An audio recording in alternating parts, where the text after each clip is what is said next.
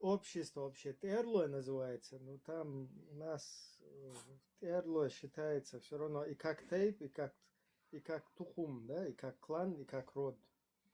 Мгм. Ну, А Вендетта из все-таки какого клана, интересно? в Терлой есть вот разные эти. Короче, как бы каждый род, у которого есть башня и, скажем так, вот это населенный пункт, да, он все равно считается тейпом. Ибрагим, у Поэтому, вас такой вариант есть, как у ингушей, допустим, они говорят SD тейп, да? У вас есть такая, ну, тема? не, SD, это не тейп.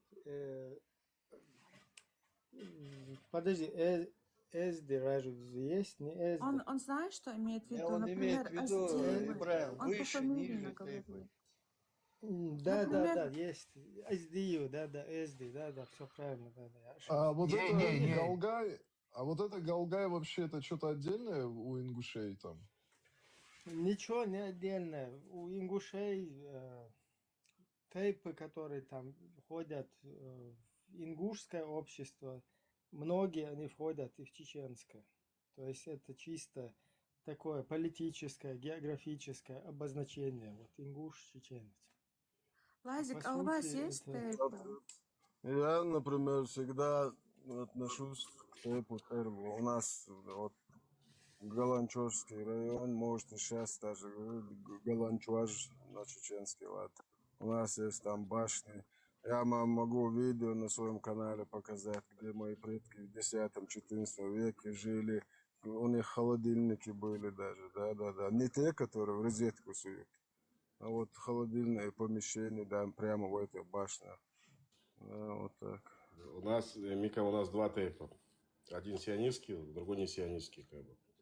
Вот это не сионистский, но Да. их очень мало там, ну, так, может, 10 тысяч человек. Лазик, у вас же, по-моему, ашкеназские тейпы и этот там горский. Да, горские, ашкеназские. Не, ну это горские евреи, как бы. Я вот горский еврей. Есть европейский еврей. Это не значит, тейпы. вы кавказский, да? Если... Я Не, ну государственный. у вас какие-нибудь эти есть, как бы фамилии, вот что-то такое, или общество? Фамилии, Вот ну ты- вот фамилии есть, да. Ну ты можешь определить как бы еврея, там, и семью его, но опять же, я, допустим, с моей фамилией может быть кто-то, но он мне не родственник. Макам есть у вас? Лазер? Макам какой у вас? Мадам, что такое? Подождите прикалываться, подождите. Я пускай она продолжит. Мадам, что это? Да, он прикалывается. Это исламская. Ё-моё. Ислам такое группа как бы религиозная течение. А мне нравится, что ингушей тещу не видят. Видели, как Кадыров и Муфти? Как Кадыров и Муфти одного насчет ингушетии? спрашивают, какой у тебя макам? Что тещу не видит зять никогда в жизни. Мне это нравится. Это Да, неплохо тоже. черкесский обряд вообще. Это у ингушей есть Не, традиция. ну у нас, у чеченцев все-таки как бы наоборот считается неуважительно, да? Вот единственное, на чем расходятся вот у нас, скажем так, вот эти культурные моменты. У Но нас мы более наоборот. гуманны, нежели Галгай. Это же кайф, прикинь, Нет, тещу никогда не видит в жизни. У чеченцев наоборот, чтобы, например, на какой-то, скажем так, на похоронах, на каких-то этих мероприятиях, что бы там ни происходило, да, вот зять должен обязательно явиться, короче, и проявить уважение, да, там. Например, если это похороны, то зять полностью там должен помогать и даже заправлять этим всем, то есть... Ибрагим, У нас везде на похороны. На какой горе жил? Ты на какой горе Смотри, жил, Лазик? этому можно порекомендовать быть дайте мне мусульманином. дайте мне досказать. У ингушей, наоборот, вот этот момент, именно только нужно подчеркнуть, что именно тесть и теща, вот два человека, которых избегает вот этот зять. А братья, вот то, что я рассказал, да, в каких-то мероприятиях точно так же участвуют, вот этот вот Просто он всегда избегает встречи с тестем и с тещей. У нас наоборот, как бы первую отметиться ты должен сразу к тестю, там, теще, в любой какой-то ситуации. Да. Ну, свадьбы тоже у вас отдельно, да, делают? Ну, свадьбы. Это как у Мистер, ингушей. Да-да. Остальное мистер, у в нас исламе все еще лучший одинаково, вариант, если свадьбы ты тоже можешь одинаково. даже на крыше родственников жены фугас сложить по исламу. Это я знаю. Это я знаю. Ты говорил, да, как-то. Я никогда такое не слышала. Что за идиотизм? Еще у нас имена, как бы, в знак уважения такое, Ну, не называет по именам, например, близких этого мужа, да, невестка не называет никогда по именам никого. То есть А муж дает же тоже не название. называет жену по имени. Там ходил, вот так Ну с ним да, разговаривает, да? да, Понял? да. Слышишь? Да. Но это у ингушей тоже, слышь, А что вот, ты? по имена этих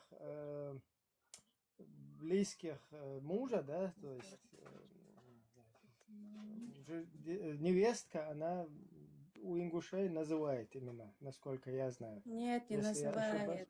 Нет. Называет. Хозкен голцари. Колоптар. Саол. Ой, бахас. Давайте там напишите кто-нибудь, если Они я по именам не ошибаюсь. называют, они говорят или Йоа, или Кант. Ну, по именам. Йоакант они вообще не говорят. Или Йорик, или Кен, даже если. Да, и дух из Нохчмата. Нет, точно, он называют или нет. Ибрахим, у меня просто вопрос вообще вот по территориальной, как бы, точнее, претензии со стороны ингушей там к этим к осетинам. Вообще вот в этой теме кто прав? Я вообще не в теме, как бы.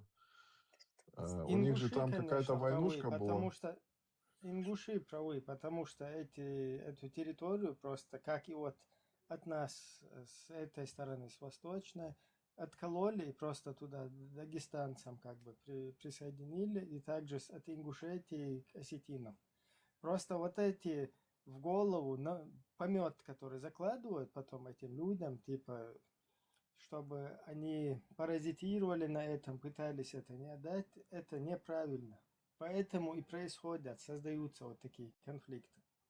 Ты же четко, прекрасно, и дагестанцы знают, что он Сталин. Ты сейчас начнешь говорить, да какая разница, мы же все мусульмане, или будут говорить, мы же все россияне. Ну, раз россияне, то все равно, даже если россияне, то есть же там территориальные моменты, когда в Россию входили вот так вот, втягивали, потом теперь уже поменяли там, да, местами какие-то эти территории. Ну, у вас с Ауховским, да, такие чуть проблемы есть, да, в Ауховском районе, ну, с дагестанцами? Ну, Ауховске это Хасавюрт там. присоединено. Это не чеченцы. Это присоединили к Дагестану, Ауховске. Да, ну я и говорю, да, у вас там. Да, а потом, которые там жили, вот люди, чеченцы, которые жили там, когда выселяли всех, еще в их дома засели, короче, вот эти дагестанцы. И они по сей день там сидят. То есть, помимо того, что район как бы еще туда присвоили, еще вот представь, вот, например, ты в каком-то Ставрополе где-то, да, живешь там рядом, я не знаю, что там, Пятигорск или еще что-то. И там какой-то район, часть территорию этим присоединили, да. А потом еще там проживают, которые, да, еще в их дома сели потом дополнительно, когда их вышвырнули оттуда. То есть там двойная вот такая тема. Также это в Майском же было, в Ингушетии, да. Да, там как бы двойное, скажем так. Одно это, что территориально еще как бы передали туда.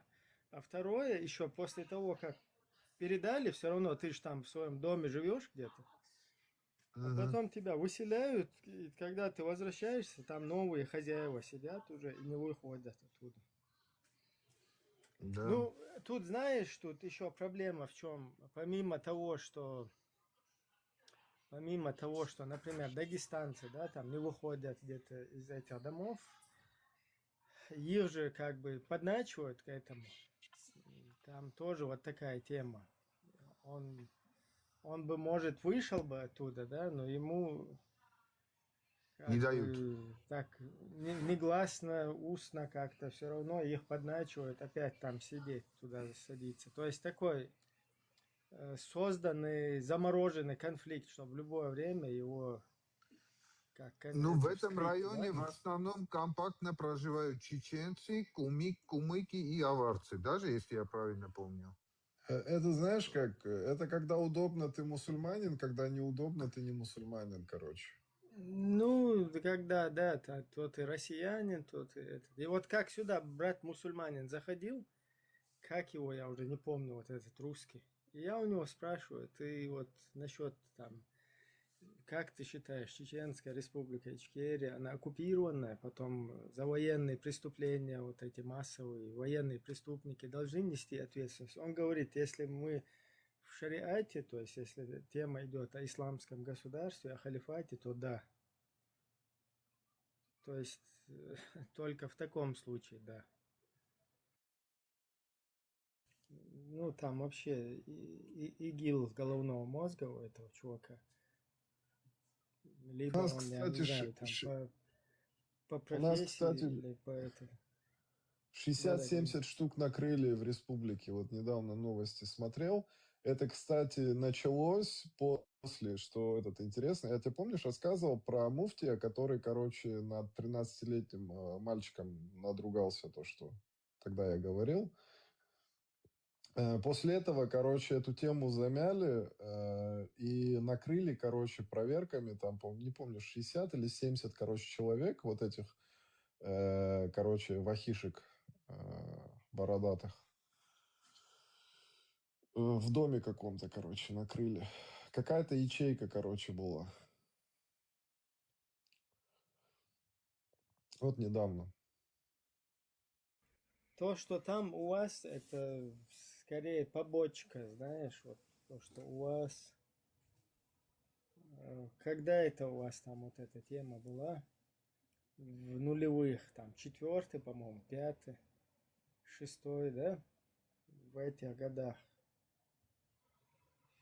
всякие вот эти происходили там военные ситуации. Ну, короче, вахабню поймали. Там 60-70 штук. Хоть Да, что-то да. полезное сделали. Помню, я Нет, когда в там Москве жил. полезно, я сейчас передам, полезно это было бы, если бы их сами бы, то вот это то, что на нас было направлено, литература, всякое вот это дело, оно просто как побочное действие и другим русскоязычным попадало. И они, соответственно, на это подсаживались.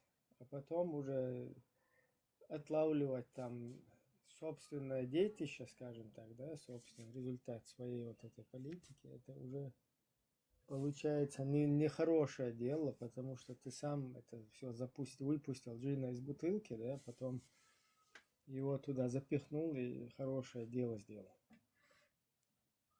Я помню, когда я в Москве жил, но это с 2008 года, да, там очень в моде вообще среди молодежи вот этот пошла сильно такая мода именно салафитского типа ислама. Там среди кавказцев там очень вот это модно было, все мечтали стать вот таким-то вот. Я среди них жил, ну, общался, короче. Это очень модно было. Даже потом в Сирию сколько уехали там из Северного Кавказа. Ребята очень многие уехали, короче, там, ну, туда. Вот. Очень таким мозг этот самый загрязнили тогда. И эти короткие штаны пошли, начали там бороду опускать, там, ну, сильно опускать, да, там, сбривать усы, короче, ну, где вот усы там начали сбривать, вот это 2008 год, очень хорошо помню. Это тоже побочная такая тема. Раньше вообще у нас было постыдно, чтобы молодой парень носил бороду.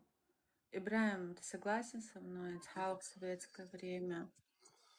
Не, не то, что стыд, да, как бы перед Да, бахач, там, наверное, это близкими. было, да, Да, да. стыдно. А сейчас? Блин, я там видел пару таких мускулистых, короче, чуваков, у которых борода прям вот доходит, я не знаю, по пояс. Они еще ее как-то блестит, она еще так, короче, как будто они ее Не, там чем-то все, они, попшикали. да, Комнатные они мудряки. походу там некоторые утюжком пользуются вот эти женские, чтобы волосы там Это утюжать. есть один парень, чеченец такой, очень такой длинный, но он в ТикТокер, короче, постоянно стримы ведет, забыл его этот имя. Это комнатные Очень мудряки. рыжая, длинная такая, очень такая длинная, такая Не, мощная. я то, что видел, это черная такая блестящая, она не просто наутюженная была, она прям вот блестела так, вот, и как бы это сказать, не знаю даже, что он там использовал на этой бороде, она прям блестела, Это там сверкала. называется волосатый комнатный джихад. Комната Интересно, мудряк. женщинам, девушкам нравится Джихадят это? свою бороду. Кстати, вот эта Девушкам тема нравится? с ржавой Походу бородой нравится. Вендетта. Я хочу, чтобы Вендетта ответила на этот вопрос. Вендетта, вот эта тема, то, что они красят в рыжий цвет бороду, как бы, да, что это вообще означает?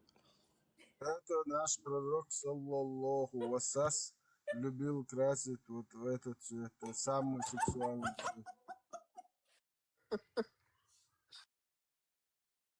Это как будто, знаешь, они как бы черная, голова черная вся, сами черные, брови черные, как бы, и вот эта тема, да, ржавая такая борода, как бы, да, они как бы по этой теме, получается, это... А этот же Если- тоже покрасился, Шамиль Маликов, помните? Он показывал это. Красной хной прямо покрасился, короче. Да, красную, это посульный. Это как этот... Бачу, знаете же, да, Абу Ходабохша. Знаешь, да, где я браю?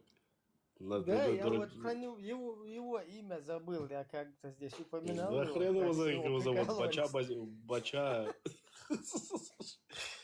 Я к нему как-то на стрим, короче, захожу. Есть здесь, я тебе пришлю, как бы, там прикол, там у нас есть падре один, ну, да, наш тоже. И он там разные потом, он как бы заходит, берет как бы оттуда эти видео, как бы разные приколы делает. И я говорю, я смотрю, он обсаженный. Сидит, вот просто тупо обсаженный, короче, да, у себя на стриме. Он Я говорю, откуда он вообще? он таджик, жил в Украине, потом сейчас он живет в Голландии где-то, хрен где-то, короче, живет. Ну, такой Типсон, короче, редкостный. Ну, ты же его видел, да? Да. Я к нему теперь захожу на стрим такой. Он такой, я говорю, ты что такой, говорю, обсаженный, говорю. Он это говорит, это ладен, говорит, ну, то, что это есть, это там в церкви, то, что омовение делают, оповение, как это, омовение, как, когда люди умирают, ходит поп с этой фигней. И она оттуда там это дымится. Я говорю, так тебе же, говорю, нельзя, говорю, ты что, говорю, ты же не христианин, говорю, как ты это вообще, говорю, там прыгал. Говорю, да. Он такой, ёб твою мать, ты слушай, разговаривает. У меня здесь... Оповение, что такое? Не оповение, но омовение, как это называется, фиг его знает. Я израильтянин, Мика, я на русском разговариваю, как бы, но иногда какие-то слова могу ошибаться. Ну, не важно, короче, вот этот, я бы говорю, я говорю, ты что, говорю, тебе же нельзя, говорю, тем более ты сейчас сказал, что, говорю, там христиане, тем, как бы, там ходят, там, ну, в церковь все это происходит. А он говорит, он мне говорит, ты что, говорит, ёб твою мать, говорит. Он говорит, вот у меня везде, говорит, ладно, говорит, вот и там, и здесь. Короче, говорит, берет, говорит, 3 куска мыла, короче, начинает себе бороду чесать. У меня, говорит, вот, говорит, у меня, говорит, 3 куска, вот, говорит, мыло, говорит, есть, говорит, это чтобы девушки от меня уходили, говорит, это чтобы девушки ко мне проходили, говорит. Это, Что за тип это? это, кстати, чисто вот такой вот мусульманин, не то чтобы мусульманин, он прям все знает, он знает весь Коран от А до Я, он мусульманин, но он такой, ну, карикатурный, скажем так, да, чисто прикол. Если бы его не было в ТикТоке, мне кажется, меня тоже здесь не было, честно. Я из-за него здесь иногда остаюсь, как бы, чтобы его где-то увидеть. Как он Я ему в конце я ему задаю вопрос, я говорю, подожди, говорю, ты что, ты метросексуал, говорю? Он, я мусульманин, какой метросексуал? Я не знаю, что ты говоришь, какой нахрен метросексуал? Говорит, я, говорит, мусульманин. Я говорю, Метр метросексуал. это тот, кто вот эти ногти за своими ухаживает, да, там Ну, мужики, кладка которые там за такая, собой, да, да, да, ухаживают. да, вот Да, такой. да, да. Он, какой я тебе нахрен сексуал, говорит. Я, говорит, мусульманин, говорит, слышь ты, говорит. Там такой тип. А как вы его не знаете, Мика? Вы не знаете, кто такой? Не, можешь со мной на «ты», если что? Я думал, вы с подругой там сидите. Лазик, вот ты там на Кавказе, на какой горе ты жил? Ну, если можно назвать, ну, как гора какая-то. Я жил в Нальчике, Эльбрус, родился в Нальчике. Эльбрус. Эльбрус, можно сказать. Ну, на Эльбруске я не жил, как на горе. Я жил в М. Нальчике. Но у меня корни все были, ну, опять же, материнские корни все Не, грозненские. ну горские евреи там на горах же где-то, гора же Ну, как должна говорится, быть. да. Кавказские евреи, горские. Кто говорит горские, кто говорит кавказские. А, ты с Кавказа, все Может, А вы, что хочу ваши... сказать, наши все тайпы, у каждого тайпа есть своя гора.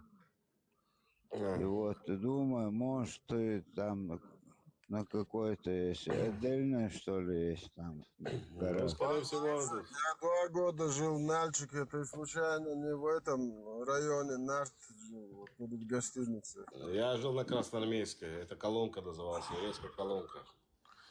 Лазик, как там вообще в Нагорный, Нальчике? в кинотеатр, Не знаю. помнишь? Нагорный. Кинотеатр «Октябрь» был. Там моя бабушкина сестра проработала, почти всю свою жизнь проработала. Ну, пока в Израиль не Лазик, приехали. как там вообще с антисемитизмом в Кабардино-Балкарии? Я не знаю, когда уехал оттуда. Мне было 9 лет, когда я в Израиль приехал. Ну, как бы я бы посещал мальчик после этого. Но антисемитизм, опять же, как я мог его увидеть? Лазик, Приехал, а вы хачины готовите? да, осетинский. Очень вкусно. Дома готовят, сестры готовят, мама умеет А ты готовить. умеешь готовить? Я умею готовить, но не хичины.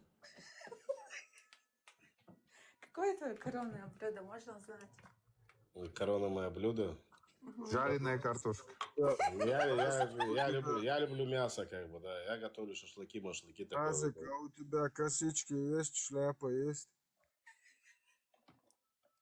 Пейсы, скажи, а не косички.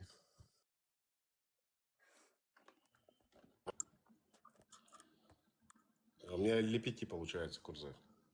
Ну, курза знаете, что такое, правильно? Вроде же по закону же нельзя, да, по бокам Я не стричь, знаю, поэтому, что да, это. отращивают пейсы. Еще нельзя стричь, нет, можно стричь, но это называется как мицва. Не то, что нельзя делать это не делают, религиозные люди, потому что они считают, что это мицва, как бы. Мицва у нас это, ну, перед Богом, как бы, перед Всевышним зачтется, да, то, что вот он сказал, Азик, что... а ты в курсе, почему Мухаммед, как вот это в фильме «Титаник», Леонардо Ди Каприо, видел, как на 2 стороны, вот, по центру разделял волосы, вот как Леонардо. Пророк вот так почему делал, знаешь? Почему? Чтобы не быть похожим на евреев. Еврей в одну сторону волосы, а Мухаммед пошел другим путем. Вот Леонардо Ди Каприо, вот как раз такая прическа была у нас. Виджай тоже такая же прическа, Виджай. А почему вы решили, что он не был кучерявый? Может, он был кучерявый? Кто видел его? Он делал косички, 2 стороны, короче. И самый прекрасный день, когда он одевался, самый красивый, он был в халате, красный халат одевался, делал косички, как женщины вот эти красят глаза, красил глаза сюрьмой. И выходил с буджаидом за ручки, выходил на улицу. Я сейчас 10 минут, честно, у меня телефон звонит. Ну, Это называется боевой раскрас, Сапан был. Вендетта. Это боевой раскрас называется. Да. Это, я думаю, что Мухаммед первый вел день ЛДПР, вот это, шествие ЛДПР.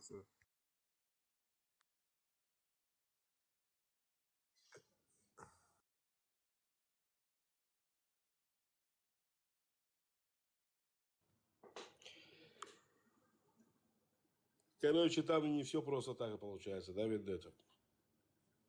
Конечно, не просто. Вот когда Мухаммад увидел одного чувака, который стоит, имя забываю его, он его спрашивает: ты давно тут стоишь? Короче, да, давно. Ты видел кого-нибудь со мной рядом? Да, голый мужчина с тобой лежал. Этот смотрит на него, говорит: это был Жабраилович. И его никогда не видели обычные люди. Этот же этот, за кого единственного он помолился, даже Вендетта вроде, единственный, за кого он помолился вот в своей Да, жизни, да, дважды. да. И смотрите, этот, который голый с нашим пророком там лежал, он, знаете, Джабраилович, на кого приходил? На Куяне, на самого красивого мальчика похожим приходил Джабраилович. Его имя я забываю тоже. Вот можете забыть в гугле. На кого прихожим приходил к пророку Джабраилович, ангел. На Куяне самый красивый мальчик. Его описывают как... там слюнки, короче, текут, описание. И еще этого же красивого мальчика поймали, когда на рассвете от какой-то жены пророка выходил. И Мухаммеду сказали: а мы видели, он там насих он моей жене делал тоже. Там к нему тоже приходит Джабраилович.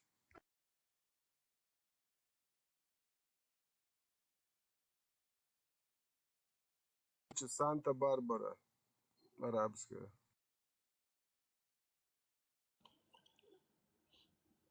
Вендетта.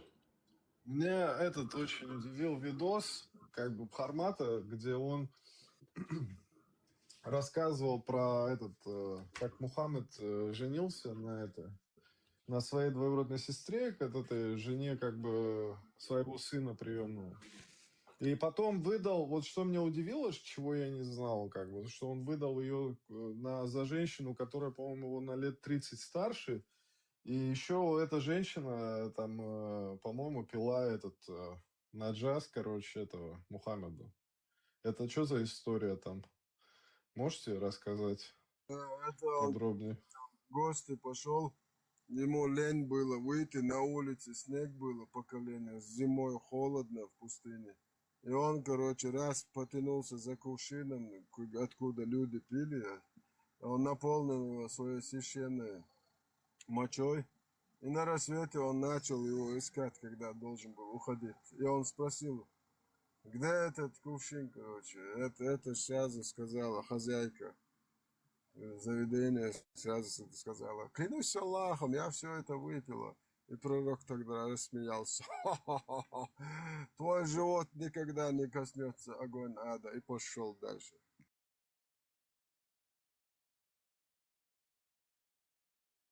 А то, что он как бы за Как нее это этого все Зейда.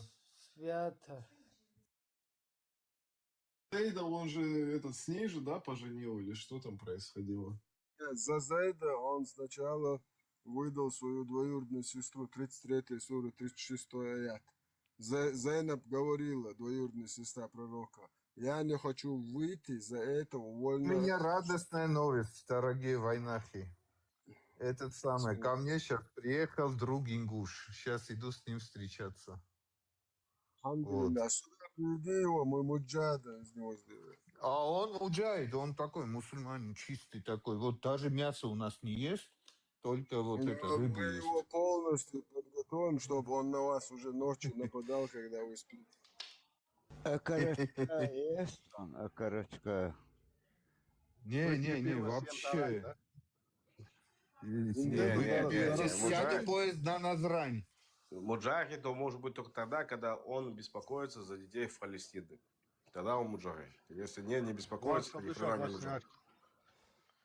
они все скрытые Ну, муджахиды. такой, да, религиозный. Вот так надо проверять на вшивость, как бы, скажем так. Да. Я не про вашего друга недавно говорю, ну, в общем, именно конкретно муджахидов, да. Смотри, как он может прийти к вам в гости, если есть 5 сура, 51 аят, который гласит: иудеи, христиане друг друга братья, помогают друг другу, а те, кто имеет с ними дружелюбные отношения, товарищество с ними, и имеют просят у них покровительство, то сами являются одними из них. Скажи ему, что он может есть у вас все, что попало уже. Вообще Нет, ты забыл одну вещь, что у него сам не осознавая, превалирует ингушская, кавказская кровь, понимаешь? Вот. Из-за этого он может дружить. тоже думают, что то, что они то, что это чеченский менталитет, который они с собой приносят, они думают, что это ислам. Ну да. Так этот менталитет и облагородил ислам. Розы приносит он. Или ты даришь розу, не даришь его. Всем до свидания, ребята. Всем хорошего стрима. Все, до До свидания. свидания.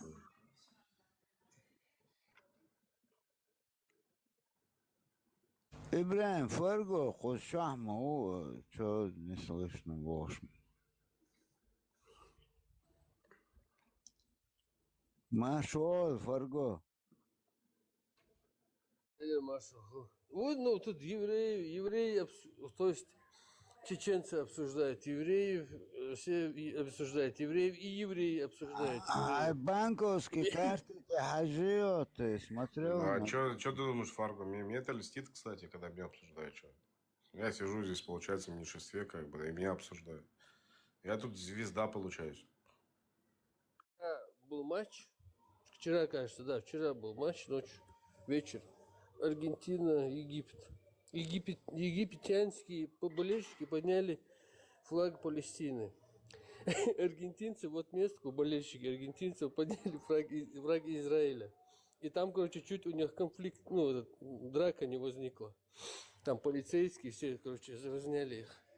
Этот сейчас новый президент, это Хавьер, это просто что-то. Президент Аргентины, чтобы ты понимал, до этого раньше, как бы, они же еще скрывали еще этих нацистов и так далее. Тут у них такая была плохая история. Вообще меня это удивило, как это у них работает. Слушай, да, у них там история вообще, как бы, история очень такая с нацистами, как бы, там дружелюбная, пипец какая была. Антисемитизм там такой еще присутствовал. И вот этот сейчас президент... Лазик, это реально, что они поддерживали и прятали там? Они тоже, что ж поддерживали. Все по-моему, нацистские версия преступники была. были там. Да, я вот где-то это смотрел, типа там вот это флот, короче, вот туда куда-то соскочил Аргентину, типа. Скорее всего, Они приняли просто- всех нацистов, потому Они что просто есть как бы... они за деньги крышанули их просто, чисто Ну, по-бандитски. они дали им убежище, как бы, да. Они дали вот именно все вот этим главарям, все это нацистской твари, как бы, да. Они дали ему убежище именно в Аргентине. Все в Аргентине. Где Мусад всех находил? Вот то, что все вот эти ликвидации, как бы, вот этого Эйхмана, откуда мы притащили сюда, в Израиль повесили. Осуждаю. Хорошо, это все хорошо. Вы обсудили, я не мог разговаривать, там люди, сейчас я вот вышел уже. Не, я хотел про Хавьера сказать этого, да. Это просто такой президент, это вообще, это просто... Трамп отдыхает. Трамп рядом не стоит вообще со всем своим сумасшествием, как бы, да. И он вот назло, он еще над ними издевается, как бы, получается, да, над всеми этими, над всей этой Европой, над всем миром. Он приходит, он одевает кипу, как бы, приезжает сюда в Израиль, Израиль хай кричит. Он там у себя там может там выступать где-то там, я знаю, у себя в парламенте, одеть себе кипу на голову. Израиль хай. Там нет назвать себя вообще там сионистом, евреем и так далее. Там такой, короче, там президент у них сегодня там молодец, честно. Ну, как бы для меня прям просто супер. И он смешной такой еще, а? Да, Фар. Аргентина странная вообще. Я говорю, вот когда вот была история с этими нацистами, США точно знали даже местоположение, где они там прячутся в Аргентине, и требовали, а эти аргентинцы их послали вообще подальше, этих американцев. Вот почему это так, вот я не понял это. Ну, там было какое-то союзничество, да. Там была какая-то договоренность, наверное, до этого, ну и тот режим, который там был. Кстати, я так сильно не проверял это, я не помню, кто там был. Ну, опять же, на тот момент, как бы, и Муссолини был, да, фашист. Это не, опять же, фашизм и нацизм — две разные вещи, да. Но они все были союзники между собой. Одного, кажется, успешно выкрали, Масад выкрал одного, кажется, или двоих, Эхман, больше. Адольф Эхман. Эхман. Да, Эхман. больше не смог он. Нет, ну, Да, опять же, Эхмана выкрали. А именно, я очень... а именно ликвидировали, как бы в Аргентине до хрена их ликвидировали. У них были там свои общины нацистские, как бы, клубы были свои нацистские на тот момент. Они там собирались в барах, именно вот эти все преступники, да, военные Смотри, преступники, нацисты. вот я что узнал, вот я что услышал, вот вообще вот как бы посмотрел у всех кавказских народов, что интересно, слово «шаббат» и у чеченцев, у осетин, у грузинов, у карачаевцев, у всех есть это слово. Ну, по-разному там оно произносится, как бы.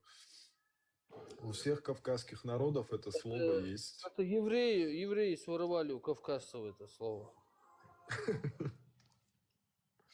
У нас еще дальше... Подождите, у чеченцев сегодня годовщина очень мощная, такая знаменитая, колоссальная. Это принятие шариатского кодекса суданского. Вы обсуждали уже? Просто у меня не было времени говорить.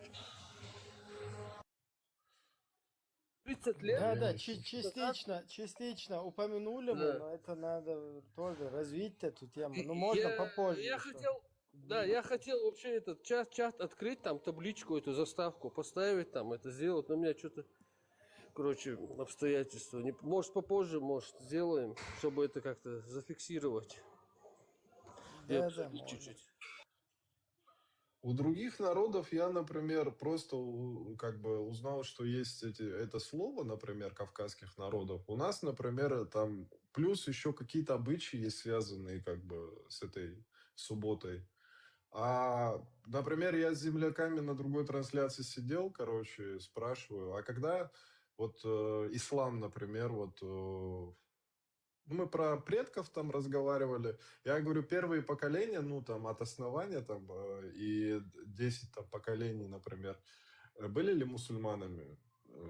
Нет, говорит. 200 лет назад были ли, как бы, мусульманами? А вот там уже они хотят поспорить, как бы. Я узнал через, короче, свою бабушку, то, что, оказывается, еще 60-70 лет назад у нас некоторые, точнее, много там в селах там и в других местах языческие, короче, эти делали, какие-то там моменты там. Поэтому ислам это, короче, вот последние 70-100 лет как бы у нас так появилось где-то там, да я бы даже сказал 70 лет. Прям такое, короче, принятие. Не 300, там, не 400 лет, а где-то 100 лет, можно сказать. Да и 70 100 лет назад он у нас не появился. Когда он 100 лет назад появился? Опять же, еще раз, ислам на уровне суфизма появился давно у вас. На Кавказе ты видишь, правильно, Хуба? Да, ну не все. Да, Многие язычниками именно были. как ваххабизм, вот вся эта тематика. Ну и опять же, для меня это, не знаю, ваххабизм, не ваххабизм, радикализм, да, скажем так. Это не буду сейчас разбираться, что такое ваххабизм и так далее. Именно на уровне как бы там джихада, вся эта хрень, это после 90-х пошло. Ну, как я помню, как бы, да, при Совке не могло быть такого. 100% не могло быть такого. Но это вот после развала Советского Союза.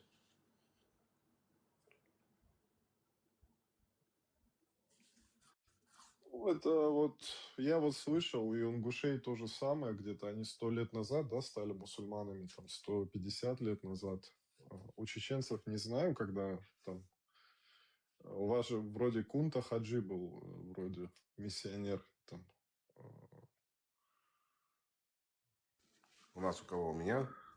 Нет, у чеченцев говорю. А. Вот. Кунта Хаджи, по-моему, его зовут. Не, ну до этого я, Который- кстати, я вот интересовался, может быть, до этого, до еще при царской империи, как бы, все это.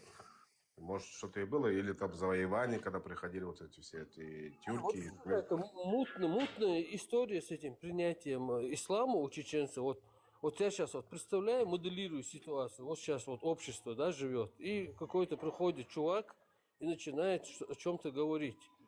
Ну вот, я не знаю, как это сработало тогда. Вообще я не догоняю вообще, как это. Ну, наверное, у вас это с Кунтой Хаджи сработало.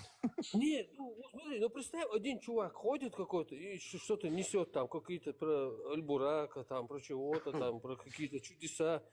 Ну, местное население должно, ну, какой-то, я не знаю, какой-то бред несет чувак там. Ну, хазары же отказались от этого, как бы, со всем этим да, своим массой вот этого завоевания, как бы, когда пришли там, ислам пришел на Кавказ. И я просто На знаю Кавказе, вот, менталитет своего народа, знаю, вот я не знаю, как это сработало, я не могу вот, психологически вот это как-то вот смоделировать ситуацию, как это произошло, не могу понять. Ну, как-то странная, мутная очень там история эта. Ну, с таким же успехом, что произошло в 90-х годах, у вас в Чечне то же самое. Наверное, Ну, какая-то Кунта была же... слабинка, или кто-то против кого-то шел, или кто-то кого-то завоевывал, а с той стороны, может быть, были христиане, с другой стороны, Надо может быть, Кунту, другим. да, надо Кунту призвать, он между мирами же прячется там, он бы рассказал нам,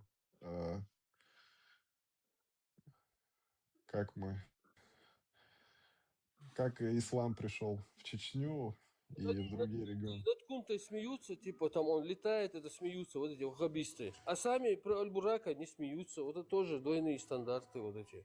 Сейчас вот Мартин расскажет, как ислам пришел на Кавказ. Мартин, шалом. Как они Богу А я посоветовали расскажу. создать вселенную. Мартин Привет. сейчас в прямом эфире шахаду будет повторять. Да. Машор. Всех Аллах знающий, мудрый Господь миров. Ты что это, Нет, Дима? на самом деле... Ты этот, Пипец в тебе, Мартин. Ты азербайджанских... когда к мусульманам пойдешь теперь, Мартин, скажешь, братья, здравствуй, вот они эту хрень тебе припомнят, кстати. Не, на самом Да деле вот я этого тебе сарказма. скажу, Подожди, Мартин, подожди. Ты осторожно будь. Мартин провокатор этот, во всех азербайджанских стримах заходит, там подпаляет, короче, и сваливает да оттуда. не, Потом братан, разговаривать они невозможно. провокаторы, на меня мутят, короче. Не, Я ислам люблю. имеет силу, честно, вот кто бы что ни говорил, но Все, ислам имеет... давай, не подлизывайся теперь к мусульманам. Давай, мозги не морочь. Да, мне, что мне Ты подлизываться? сказал, тебя услышали все. Все, тут сидело где-то У тебя 50 человек, 25 из них были мусульмане, которые тебя знают. Они сейчас передадут. вот давай. эта звезда у тебя восьмиконечная, как у Ахмад. Да, восьмиконечно. Но это другое значение имеет. Это не только, это в разных культурах Ну, значение. это разное. змей бесконечности, А вроде, если я не шайтан ошибаюсь. там у тебя на фотке, шайтан. Да. Это, ты знаешь, что это значит? Мартин бродяжный. Да, видишь, знает. Я-то знаю, но ты что, ты бродяга, да? Фундаментальный вопрос к Мартину. Вот, Мартину, вот вопрос у меня. А вот Бог, когда армяне посоветовали Богу создать вселенную, он сразу согласился? Брат, Подожди, как они у него советуют, если армяне христианами были еще до Иисуса Христа? как говорят эти христиане, это мусульмане. Иисус был мусульманином. Мусульмане же говорят. Стопудово. Вот на этого тут в Германии есть этот, как его зовут, напомните, который в платье ходит. Забыл это, Абушка какой-то. Метросексуалы. Абу Билал, да. А, который под этот Иисуса Христа. дятел, такой дятел, это пипец, это Ибраим. Да, под Иисуса Христа полностью косит. Лазик, я знаю, что это ты. А у меня второй же аккаунт этот есть. Да я чтобы ты понял, я к нему захожу, не матерюсь с ним, ничего. Я говорю, давай поговорим, говорю, что с тобой? Что ты боишься? Говорю, да я зайду, просто пообщаемся.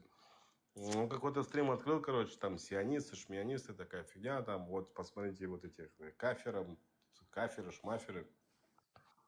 Я поднялся, как бы, да, что-то начали разговаривать с ним. Я нормально, ну, вы знаете, когда я разговариваю, нет, там, я слышу, я твою маму, там, все такое. Я с ним нормально общаюсь. И привожу его к тому, что начинает заикаться, как бы, да. Она, все, вот видели, какие они сионисты, меня скидывают, видели, какие они сионисты. Я теперь с другого аккаунта зашел. И все, я захожу, он так Лазика сразу в блок. Лазика сразу блокнуть. И вот, если видите, говорит, мудрому, короче, говорит, если видите, говорит, посту, говорит, или Лазик написано, говорит, сразу, говорит, кидайте его, говорит, его вниз.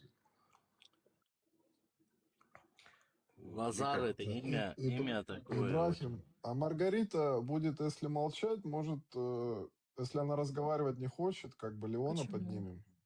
Ну, можете поднять кого-то другого. Я жду хорошего момента, чтобы вставить свои 5 копеек. Но пока его нет, но можете кого-то другого поднять вместо меня. Если Маргарита, Скажи, 5 копеек у нас Маргарита. мало, как бы, свои 5 копеек. Если у Бисмилля, вас есть- 5 говорите. А шекелей. меня, больше. меня спустите, меня. Мы евреи, нам 5 копеек мало. 5 слушай. шекелей, 5 шекелей. Мартин, Не, все равно не катит. 5 Подожди, а миллионов вот шекелей. этот шекель, цент, он так, у вас цент или как, Лазик? У кого? У нас. А Лазик один Я к шекель, Лазику. 1 А, шекель извините. сколько долларов? 1 шекель сейчас получается 30 центов. Не, вот мелочь у вас, это центры там или как? Нет, шекели у нас шекели, центра у нас нету. Не, ну в смысле, как бы, у нас огороды Как- есть. Огороды это... Есть 10 огород, 50 огород.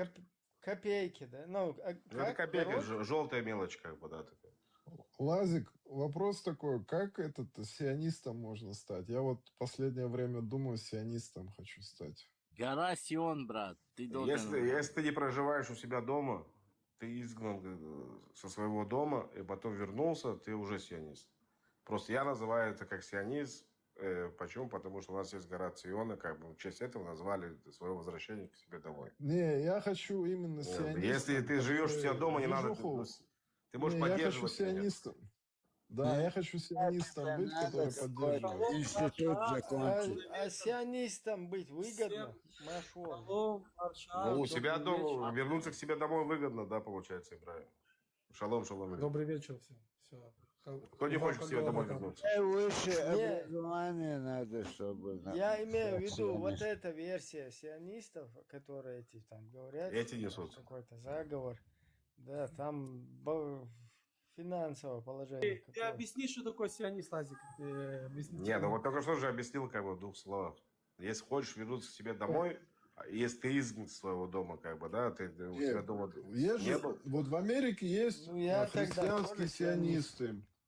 В Америке Ты- есть Что христианские такое термин сионисты, сионист, например. Лазик? Вы можете быть, Ибрахим, ты можешь ко мне всегда домой приехать, захочешь остаться, но при этом ты, получается, ты переехал жить, как бы, тут ты приехал жить в Израиль, как переехал жить. А я, если приезжаю в Израиль, допустим, с другой страны, то я сионист. Почему? Значит, я, получается, вернулся к себе домой. В этом как бы, да. Нет, Лазик. Сионист это те люди, которые хотят построить Израиль, и даже не евреи. Это в Америке тоже есть сионисты, и тебе вот тогда. Но они могут Да. ходить... Нет, еще раз. Они с нами солидарны. Тоже Солидарны. термин? Лазик. Да, остановись, брат, остановись. Что такое термин сионист? Я тебе вкратце объясняю, что ты говоришь, Давай. да? Сионист это те люди, которые хотят построить Израиль, и те, которые строят Израиль, вкладывают в какую-то вещь в Израиль, да, в строение страны. То есть человек может быть не евреем, как Хубал. Он говорит, я хочу, чтобы была страна Израиль. Все, он уже тоже входит как бы сионист. Теперь есть такие люди, как ты и я, например, мы работаем, наши деньги уходят в экономику, то есть строятся деньги, да, строится страна, тоже мы с тобой сионисты, понимаешь? То есть если люди, например, скажем, Ибраим сказал, вот у нас, ребята, вам $2000, например, посылают в Израиль, чтобы, с целью того, чтобы построить экономику Израиля, плюс Израиль. Он тоже сионист. А есть такие просто говорят, я не еврей, но я хочу, чтобы был Израиль. Он тоже сионист. Хорошо, То Лео, есть хорошо, брат. это послушай. Теперь, Хорошо, вот такой вопрос. Неплохое Вопрос слово, да, такой. сионист? Не, он Вот же такой вопрос у объяснил. меня Ибраиму, гостю вопрос. Чтобы ты понял, Лео, о чем я говорю. Вот теперь вы себя определяете как ичкерийцами, правильно? Ну, как я знаю. Да. Да, Ну, ичкерийцами. то же самое. Если Я тоже, кстати, согласен. за Ичкерию. Если я за Ичкерию, я тоже ичкериец. Понимаешь? Вот. А вдруг Олег говорит, я хочу, чтобы был Израиль, а Олег живет в Африке, например, да? Он не еврей, например. Он живет в Эфиопии, бегает целый день с копьем, за львом и говорит, я хочу, чтобы был Израиль. Олежка становится сионистом. Вот и все. Олег, про тебя беру, про тебя говорю. Про тебя беру, да. я тебя троллю немного. Так, еще раз. Смотри. Есть кто солидарен, кто поддерживает сионизм. А есть сионисты, которые идеологически, как бы не идеологически, ты получается, как бы привязаны к этой земле. Я это имею в виду. Понимаешь? Нет. Это две большие разницы. Ну, не две большие, может, маленькие разницы. Я не думал, что ты... Это, это просто это лазик, бомет. А здесь что происходит? Что тут происходит? Вот Бабел хотел услышать. Бабел тебя поймет.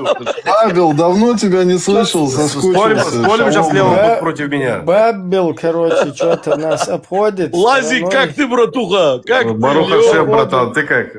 Мартин, ты до сих пор с этим очком, блядь, у себя на этом, короче, ты до сих пор Хубалом ты стал, а наш дорогой этот Хубал стал, короче, это как его?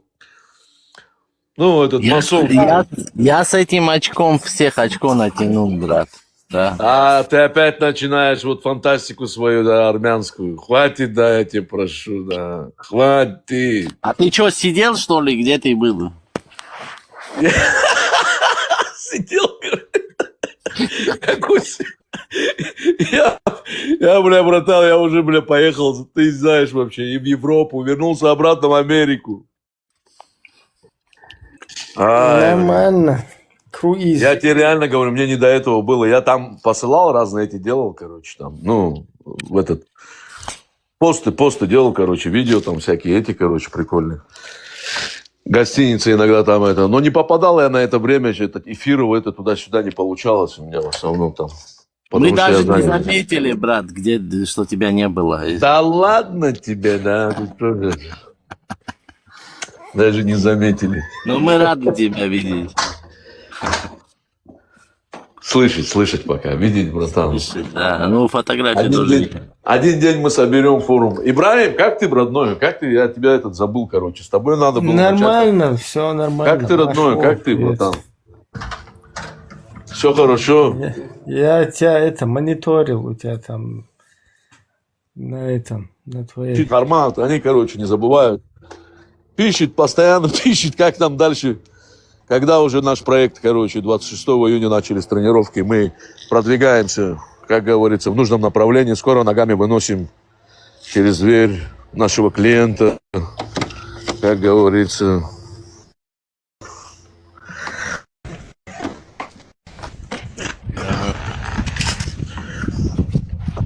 Мартин, у тебя там что, джихад идет или что? У меня ветер, брат.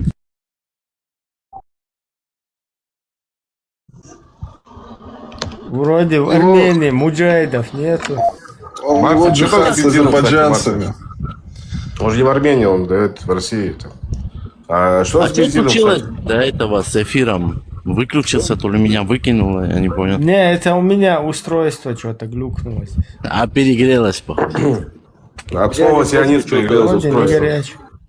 С бензином есть очереди, но я пошел, заправился ночью, посмотрел. Вот вспомнил, это для тебя. Ко мне зайди в профиль, и там есть, прямо сейчас можешь проверить, там есть такая мольба, которую надо читать, чтобы очередь быстро наступала. Братан, один день мы все умрем, понимаешь? Вот просто все все равно умрем. Поэтому я всем как бы помочь, чтобы закинул туда эту мольбу. Все мы умрем. Опять о своем. Каждый искусит это. Каждый искусит смерть. Мартин, давай, если собрался умирать, умирай один, хорошо? Давай нас. Живите достойно. Живите достойно, делайте хорошие дела, чтобы вспомнили вас. Ты искусить. Мартин, ты искусить хочешь? Каждый искусит. Кто не искусит, слушай, если кто-то не искусит. Кто-то раньше, кто-то позже. Ты когда это говоришь просто, это, знаешь, смешно бывает, короче. Такая смерть, сладкая смерть, знаешь, у тебя. У кого-то будет сладкое, как у меня, например. У кого-то Ты будет чё? мучительное, как у черта. Жизнь А там покажет. Да.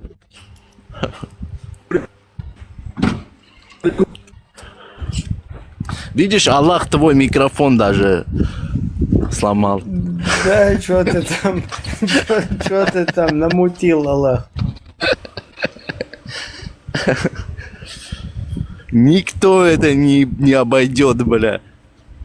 Ладно, не буду это. Поднимаем тему, Хубал. Нашу тему поднимаем. Какую тему именно? Короче, я прошелся Про по Аль-Бурека? Курашитам. Не, я прошелся по Курашитам, и там такие вещи нашел. О. Мне Аиша такие вещи показала, рассказала. О. Держите меня. Сейчас.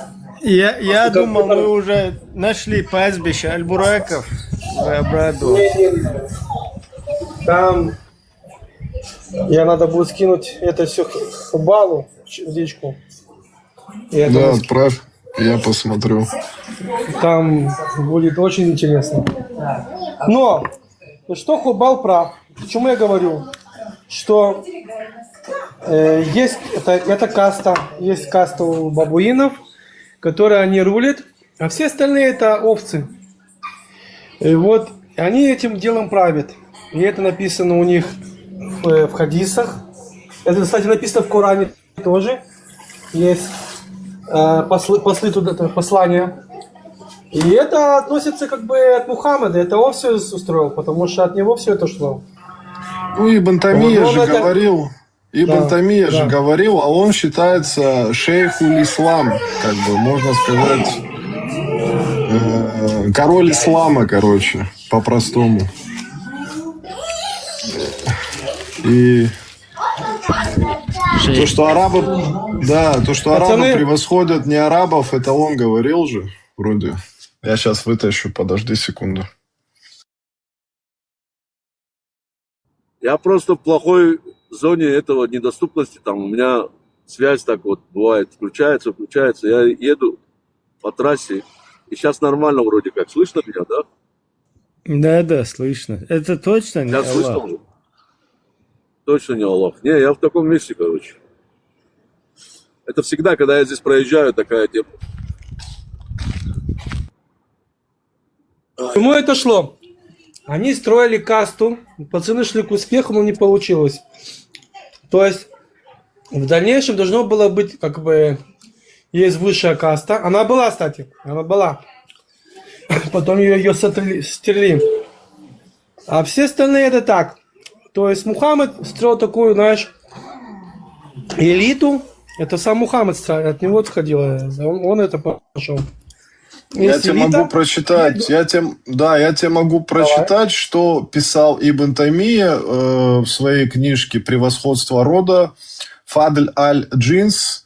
Он писал, убеждение Ахлю Сунна валь Джама строится на том, что род арабов превосходит род неарабов. И превосходство арабов, затем курайшитов, затем Бану Хашим. Не просто потому, что пророк был из них, хотя это само по себе достоинство, а потому Я что скажу, они сами как по это себе идет. лучше по своим качествам. Я объясню глубоко в исламе. Есть такое понятие, как нур Аллаха. Нур это свет, его свет. Это первородное еще во время создания, до создания мира, то есть то, что было. Они верят в то, что именно в Курашиты, там от всех пророков, которые были до этого, они унаследовали, короче, вот этот вот нур Аллаха, который перешел в Мухаммеда, то есть специальный его род, именно род Мухаммеда. Ты говоришь, там курашиты, они на самом деле этот, короче, там не просто курашиты, надо, чтобы еще и именно от Мухаммеда было происхождение, понимаешь, как бы? Не, там есть такая пирамида. Вот этот от курайшитов, то, что откуда... Это неправильное толкование. Это неправильное толкование. Племя Мухаммеда, хашемиты, или как их там называют, потом идут курайшиты по ступеньке, потом идут арабы, потом уже идут персы, потом уже все остальные. Это поверхностно, но суть именно в этом, то, что я говорю. Нур Аллаха, там вот это вот, они именно по этой части ориентируются, понимаешь? Понимаешь? А в курайшитском племени есть тоже высокая часть, это тот, кто происходит именно от этого, короче, от Мухаммеда. То есть от самого его крови. Понимаешь? Именно его кровь должна присутствовать там. Если они по этой части ориентируются, с какого бока они это, как они это определили? Это от Адама, это в суре Адама, это в суре Адама изъясняется про вот это вот то, что он получил, вот этот вот нур Аллаха. Потом это перешло к одному из его детей. И описывается как бы поочередная вот эта вот передача, вот этого вот нура, кому он переходил. Смотри, я тут... До Мухаммеда. До Мухаммеда. Понимаешь? Смотрите, тут он по-новому, короче, я вывел, без цензуры. Ибн Тамия прямо утверждал, что арабы как народ превосходят все остальные народы. Он заявлял, что это является консенсусом аджма, ученых Ахлю Сунна валь Джама. Его основные тезисы звучат следующим образом. Превосходство вида, в кавычках. Ибн Тамия пишет, тот, кто придерживается сунны, убежден, что род арабов, джинс аль-араб, лучше рода не арабов, джинс аль-аджам.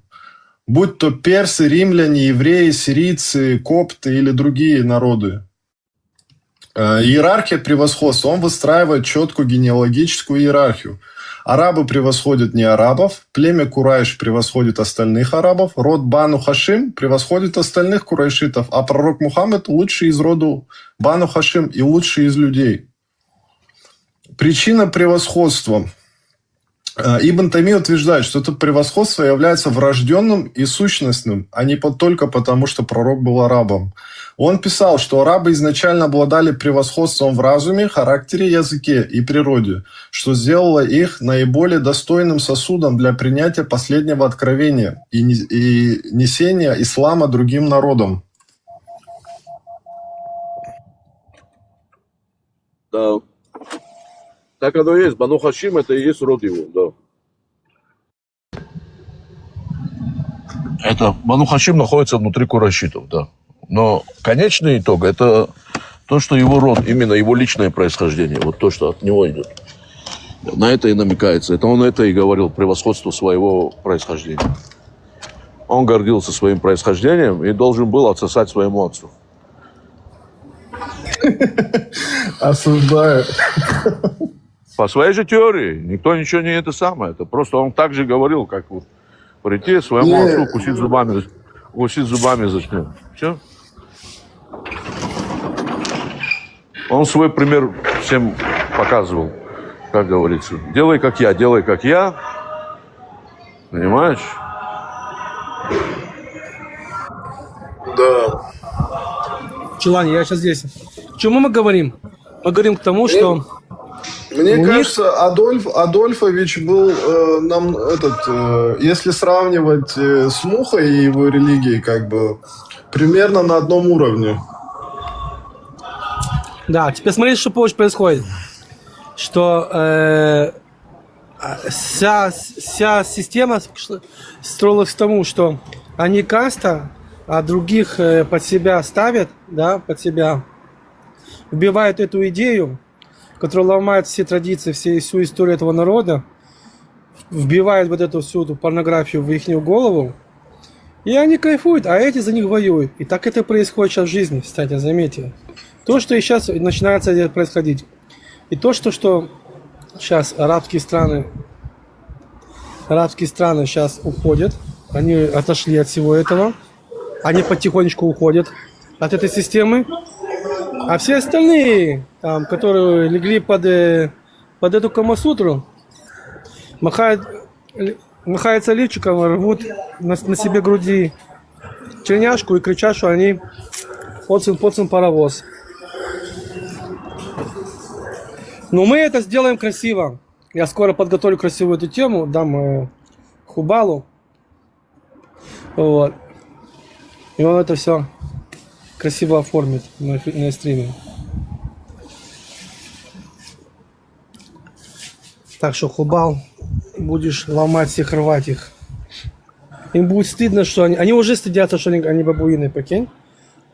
Они уже стыдятся, когда мы спрашиваем, ты кто по религии, он стыдится. Заметьте.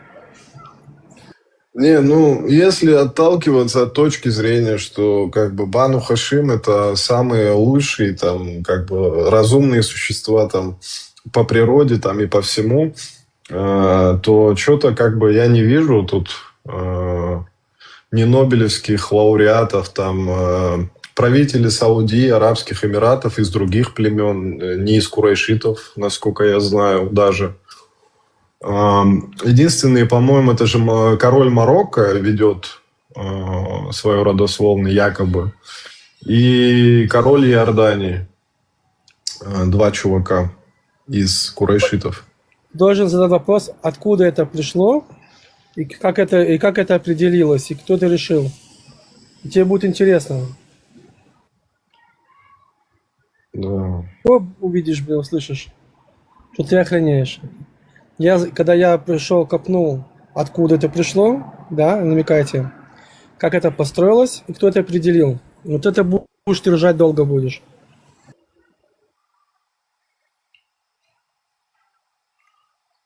Пришел сам термин, а его источник, корни, надо вот идти в корни, понимаешь?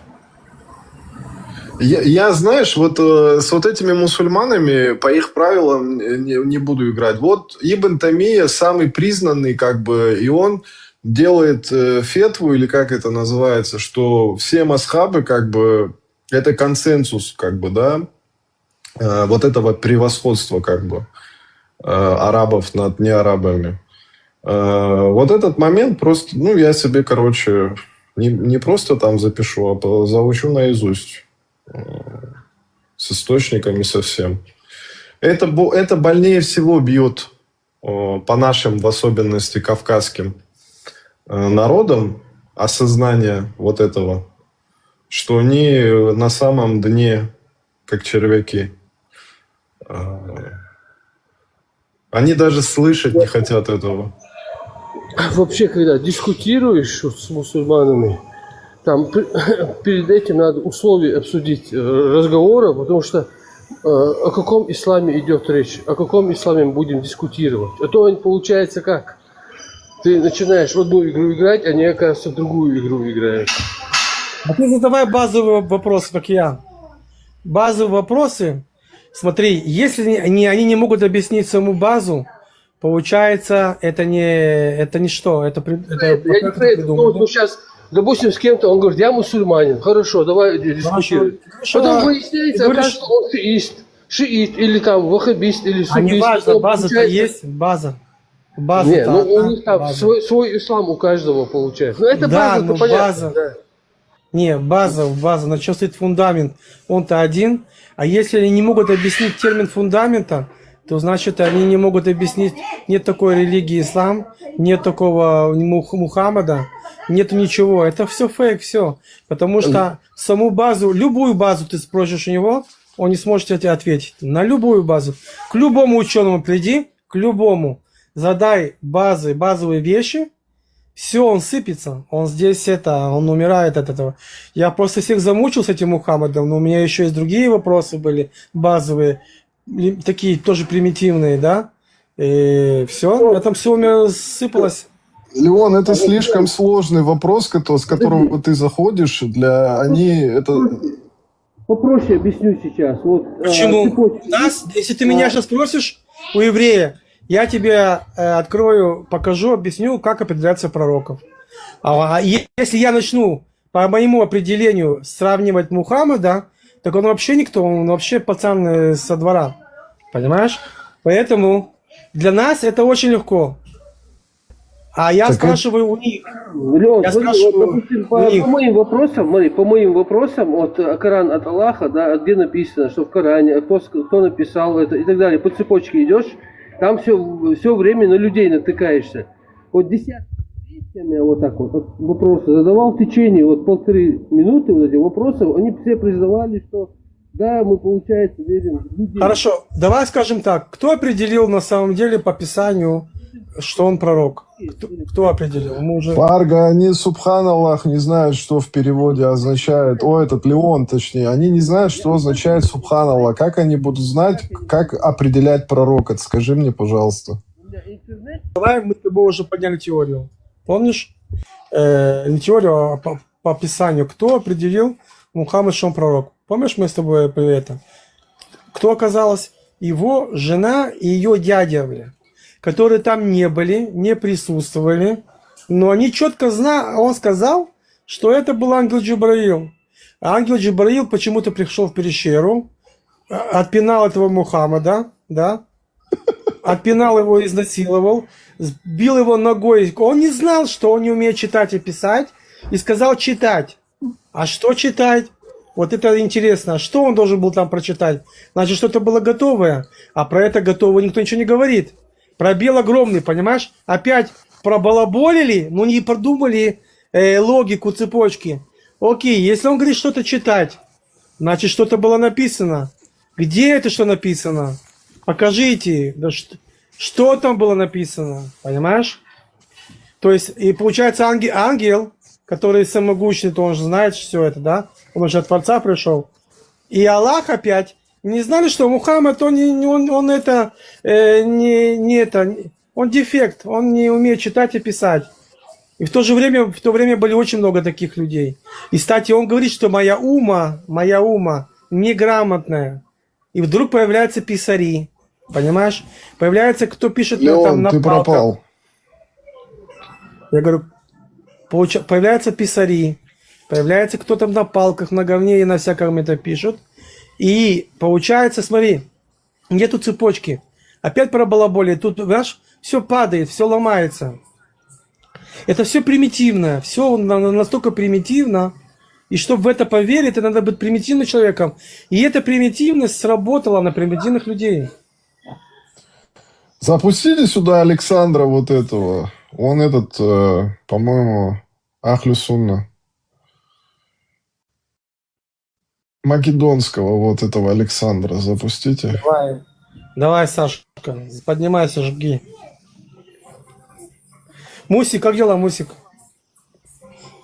Этот, Маршал Думасен. Шалом, Леон, нормально все, нормально. Я после работы домой зашел к вам.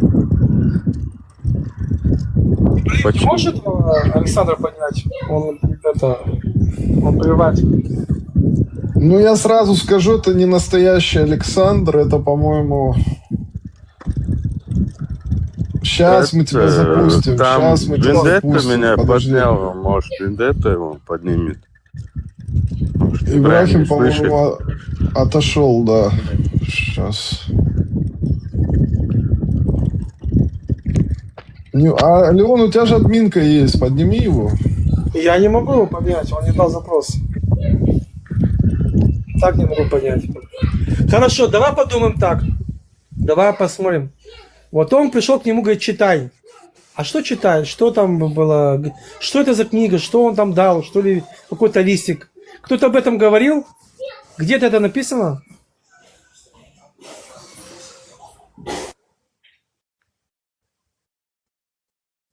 Это не знаю, куда ты подал запрос, тебя нету. Зураб, а ну-ка давай, блесни. Расскажи нам. Что там было написано? Где? Кто-то об этом говорил?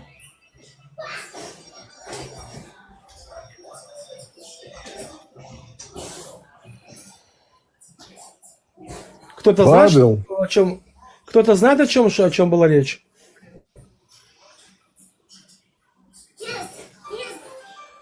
Ты про что, Леон?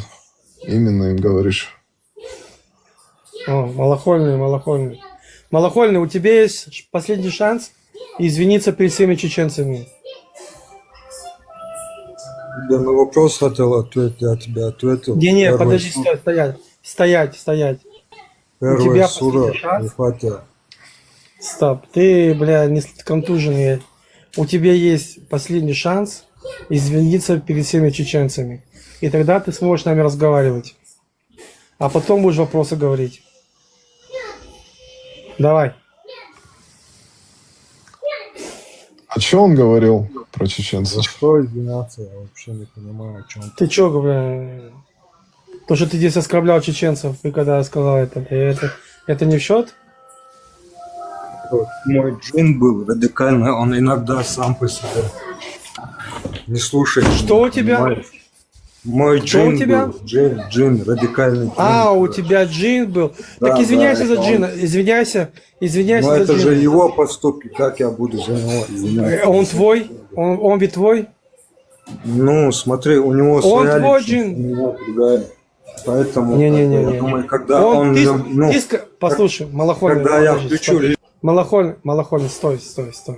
Ты сказал, что он твой. Он твой. А если он твой, да, ты должен за него тоже держать ответку. Ты же не в отмазку уходишь, правильно? И сказать извиняюсь, настоящий мужчина может сказать, я извиняюсь. Это не западло. Леон, я согласен, Мазу надо держать, если сказал, надо ответить за это. Конечно. Смотри, я не говорю за евреев, ни за кого, я говорю за чеченцев. Ответишь, извиняешься, мы разговариваем. Нет, все, спускаешься вниз, опять в ссылку. Давай.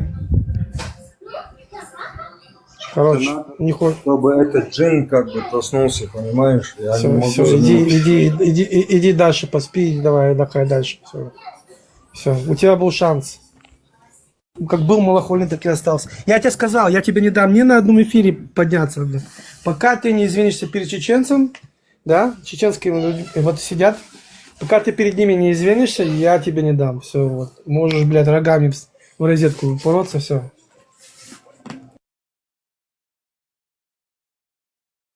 Джинны, понял, появились, отмазка мне. Нормально, я их миллион раз слышал. Постоянно так происходит. Если какой-то негатив от них как-то высказались или что-то сказали, там произошло или под действием сделали, это значит какой-то джин там. Насмотрелись в 90-х годах эти мультфильмы там про джинов, Аладдинов. Я такую тенденцию заметил. Вот я с этими земляками, бабуинами разговаривал. Они прям в открытую говорят. Ну, смысл такой, короче. Ты можешь как бы не быть мусульманином, да, но ты не имеешь права, короче, говорить об этом, ну, в открытую, что ты как бы не мусульманин. Ну, типа и он бы не смог бы, типа, жить в республике. Вот они все такие. Все... Такую вещь, Пахан. Вот и он пришел к нему, попинал его, распинал по углам, да, и что-то засунул ему там что он там дрожал, а потом он что-то говорит, читай. А что читать? Вы кто-то задал вопрос, что читать? Кто-то об этом говорит, спрашивал, где-то об этом написано. Что он давал ему читать? Он Фатиху вроде говорил, если я не ошибаюсь. Или нет? Ты про кого? Про того, кого скинул ты или что? Он там что-то про Фатиху начал. Когда ангел Джибраил пришел, он дал этому второму дебеленку, говорит, читай. Что читать?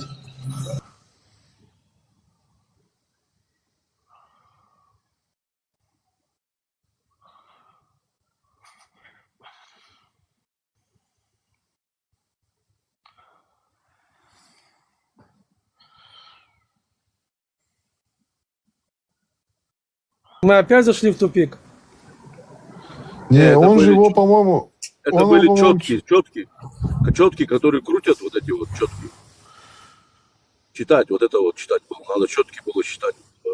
Я поставлю скоро видео, где Кадыров, он эти четкие целует, читает их, короче, там, вот так дрочит их.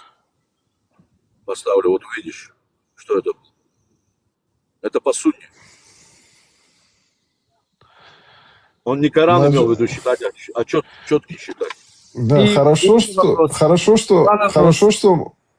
что мочи Мухаммеда не сохранилось, а то бы сунна была бы ее пить постоянно. Прикинь. Ну, я бы ссал бы туда, не пили бы, в чем проблема? Так этот же я у этого Бхармата смотрел видос, где вот этот его приемный сын Зейд этого Мухаммеда, который женился на двоюродной сестре Мухаммеда, потом Мухаммед их развел и женился на этой своей сестре. Так вот, это женщина, которую Мухаммед женил потом этого своего, ну, на Зейда, короче, выпила, по-моему, из кувшина, куда этот нассал Мухаммед. Я вообще ошалел, что такое есть. И он еще женил, короче, на этой, которая его там на сколько-то там лет старше, короче. С этого все начиналось. Они мочу пили еще, когда были до того, как еще Мухаммед пришел. У них это было как его, единственное лекарство. Прикинь, Сейчас я какие вытащу. Не, прикинь, какие, насколько они контужены, что такие вещи вытворяли, а? Сейчас я вытащу, подожди, точные источники. Насколько надо быть примитивным человеком, чтобы такие вещи вытворять?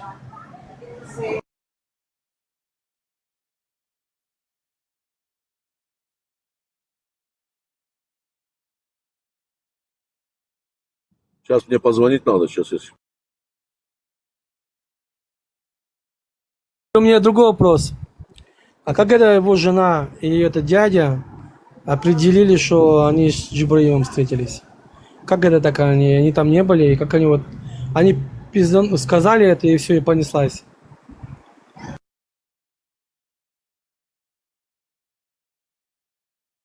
Потому что она была богатая и хотела, ну, поднять рейтинг своему мужу. Сейчас, подожди, я найду источник, сейчас разберем. А то Бхармат эту тему не раскрыл в своем видосе. Халяльную мочу сейчас узнаем Мухаммеда, насколько она халяльная была.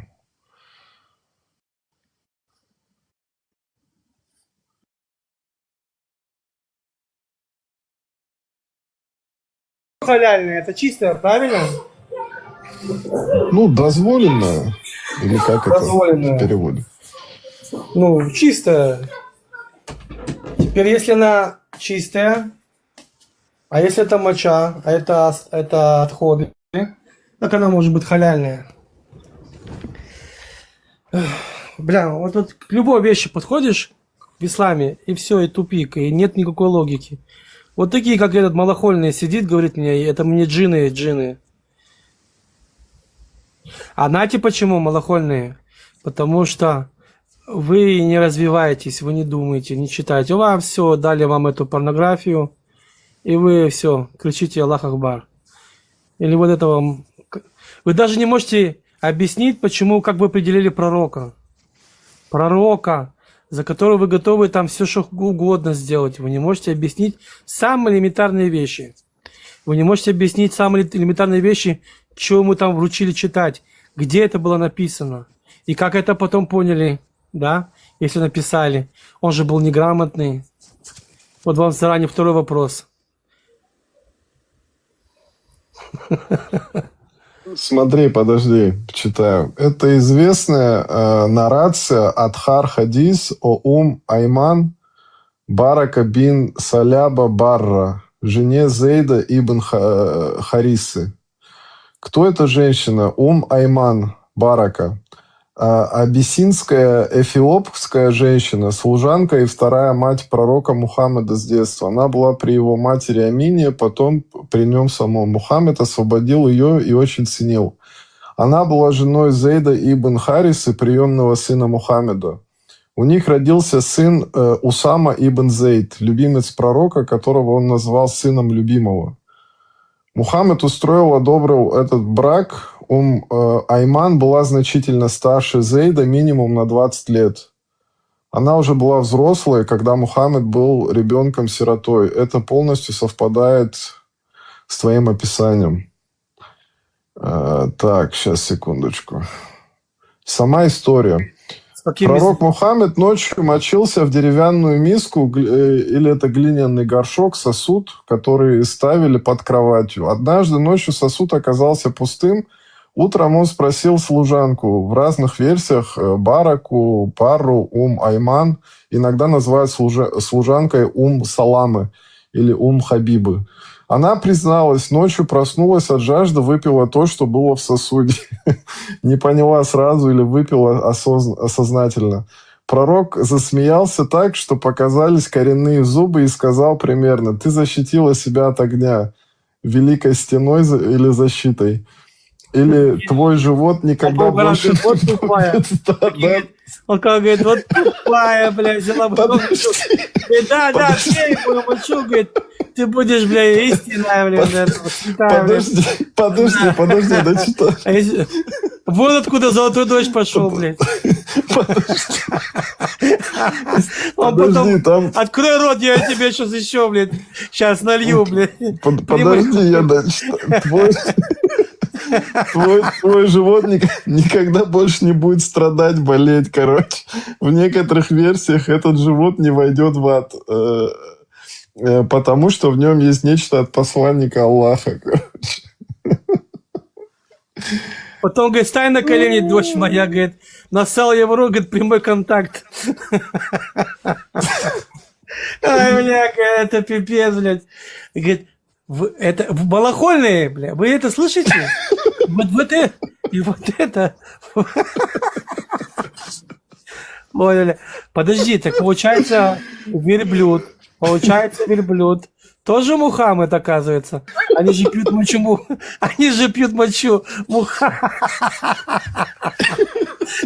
Прикинь, как я... Ты чё? Моча верблюда в рай этот тебя не запускает. Ты чё, подожди, тормози. Подожди, как это не запускает? Они лечатся? Подожди, стой. Они пьют мочу верблюда? Связку, понимаешь, связка. Моча Мухаммеда тоже пьют. Получается, Мухаммед верблюд. Ты представляешь, как они ужас его... просто. Малохольные, вы еще своего пророка обозвали верблюдом. Да, вы конченые, блядь. Ой, у меня настроение на ночь, короче, хорошее стало. Слушай, а может быть, это какой-то, знаешь, сериал готовился такой со звратом, такой, знаешь, когда читаешь вот это все, вот это. Да у Мухаммеда он же так обрадовался, что у него коренные зубы там показались. Конечно, он заржал, блядь. Прикинь, ты подсыпаешься, кто-то твою мочу выпил. Он говорит, конечно, это святая, пей. Говорит, сейчас тебе еще налью. А что ты хочешь, чтобы я сказал, что ты дура, блядь? Ты что делаешь? Он уже сразу подсуетился такой, давай, я тебе еще налью. 3 литра. Самое интересное, смотри, где связка получается. Они же пьют верблюжью мочу, правильно? Вот. А значит, он тоже святой получается. Они еще пьют не только верблюжью, они еще пьют мочу у пакистанец же свою мочу же тоже там продавал. Ты слышал ту историю, где пакистанец под видом верблюжьей мочи сам, короче, писал в эти бутылочки. Да. Охренеть, блин. Прикинь, эти дебилоиды покупали, блин. А один сказал, что типа малохольного, который джин у него в голове бегает. Он говорит, это не настоящее, это не верблюжья моча. Я знаю верблюжью мочу на вкус. Охуеть. Да. Это ужас. Я теперь... Это моя коронная, короче, будет.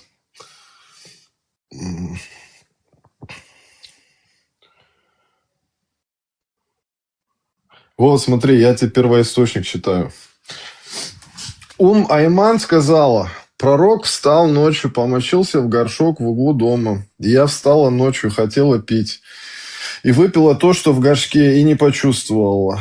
Когда наступило утро, пророк сказал: «О, Айман, встань и вылей то, что в горшке». Я сказала: «Клянусь Аллахом, я выпила то, что в нем». Тогда посланник Аллаха засмеялся так, что показались его коренные зубы, и сказал: «Поистине, твой живот никогда после этого не будет страдать».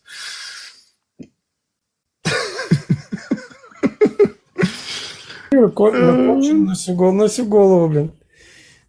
Смотри, Да. он просыпается, она выпила его мочу. Да?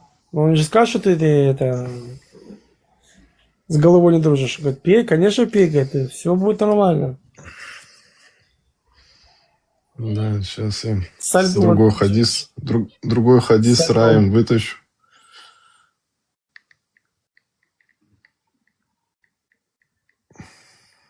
Не, ну связка уже полностью связывается. Смотри, верблюжью мочу они пьют? Пьют. Мухаммада мочу они пили? Пили. Получается, Мухаммад верблюд. Все. Ну, верблюжья же моча в рай путевку не дает. А что, подожди, а для чего тогда не пьют? Сейчас узнаем. Еще один подвох. Значит, становится кафирами. А если он путевку в рай не дает, значит, он становится кафиром. Все. Значит, опять религия подвела.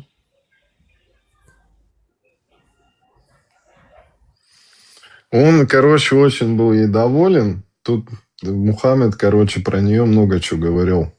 Кто хочет жениться на женщине из обитателей рая, мин ахль аль-джанна, пусть женится на Айман. Или в другой формулировке, кто обрадуется, что женится на женщине из людей рая, пусть женится на Айман. Короче, она уже райской была после, короче, приема там мочи. Ты благословена, Айман, поистине тебе место в раю.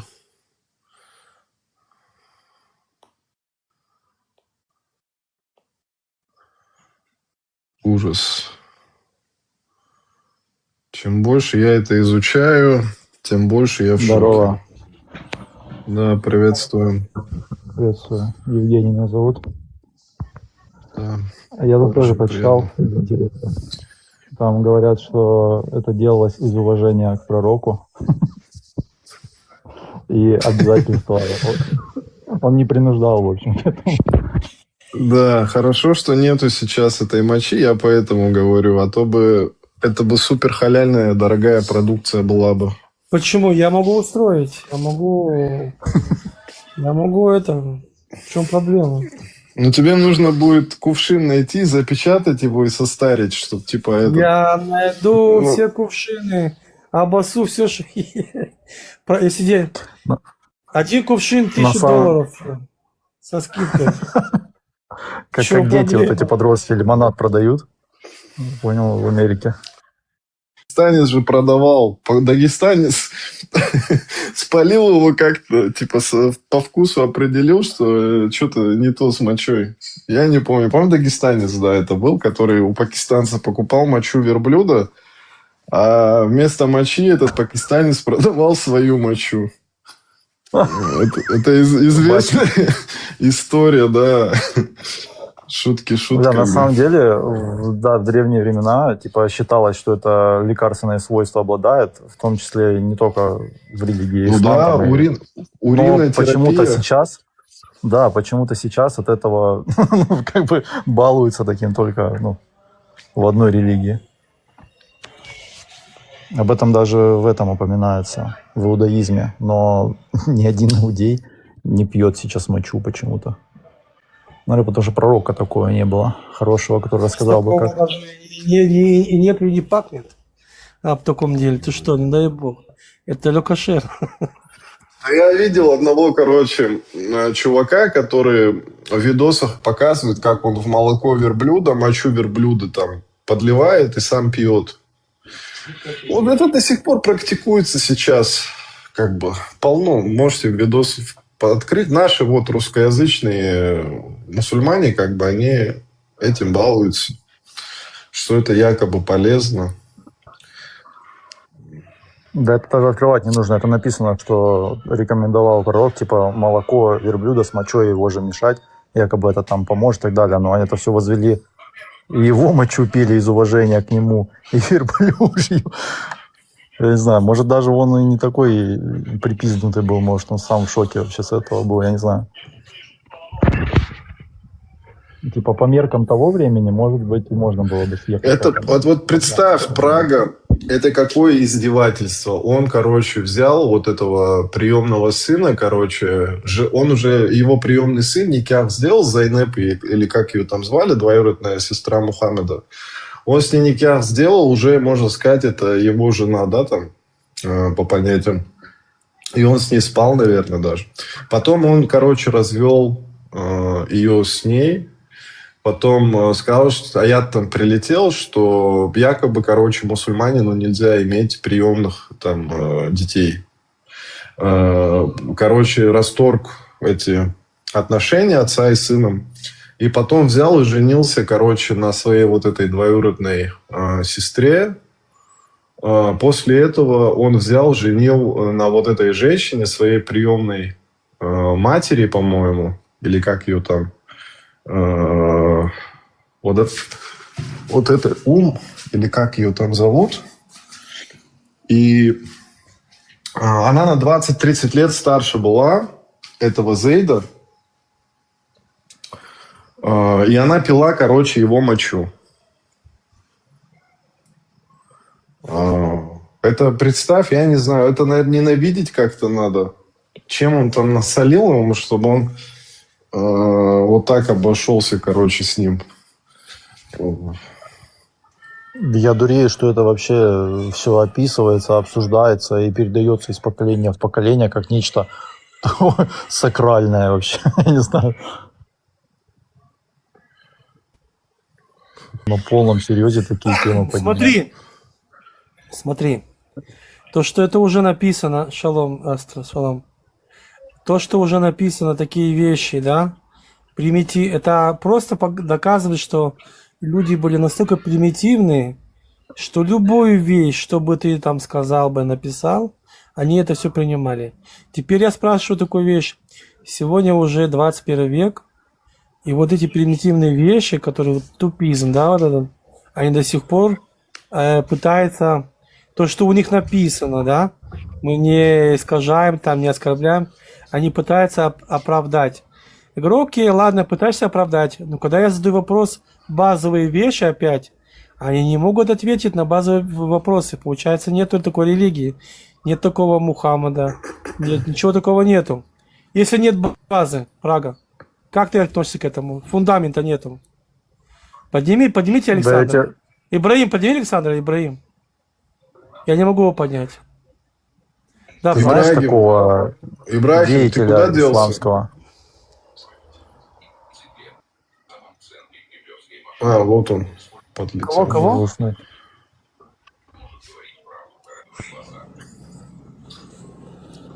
Леон, без обид, что ты несешь?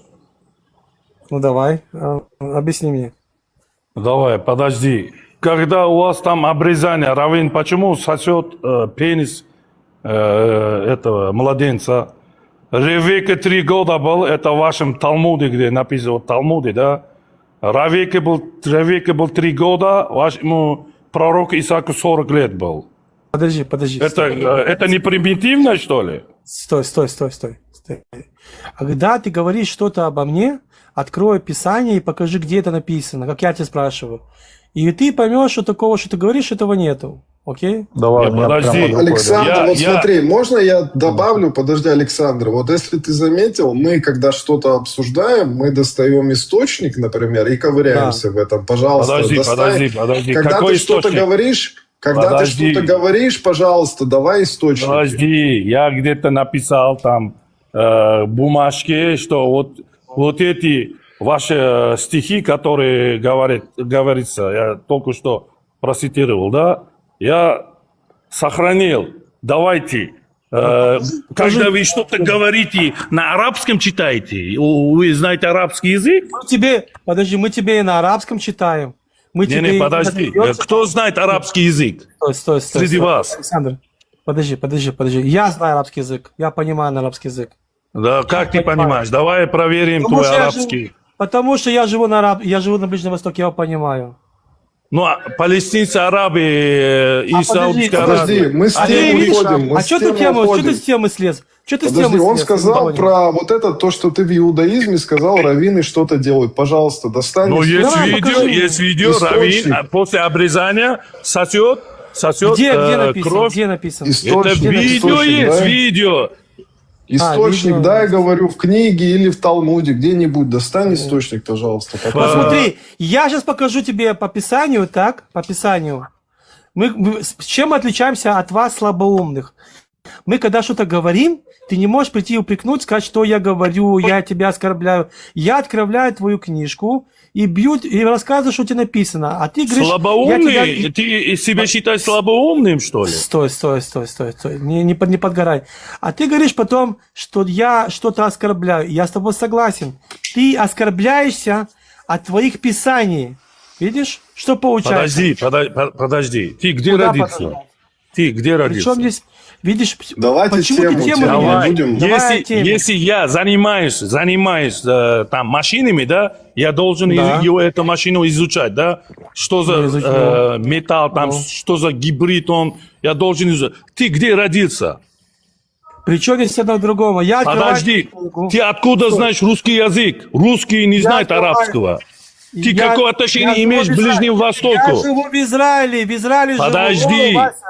Здесь Подожди. я родился. Вася, Я подожди. Ты откуда? Ты какое отношение почему имеешь к ты Ближнему тему меняешь? Востоку? Александр, Посмотри, Какое Александр, отношение ты имеешь с семитским Александр. народом, палестинцам? Александр, подожди, тормози. А что, Давай палестинцы так, семиты? мы же сейчас... Ты почему их религию обсуждаешь? Подожди, Кто мы ты щас такой? Подожди. Мы говорим по фактам, пожалуйста. Не нужно Да. переходить в этнические какие-то вещи. Давай по фактам, по религиям поговорим. Ты затронул сейчас Тору, там, Талмуд, это религию, например, да? Покажи, где Иудаизм.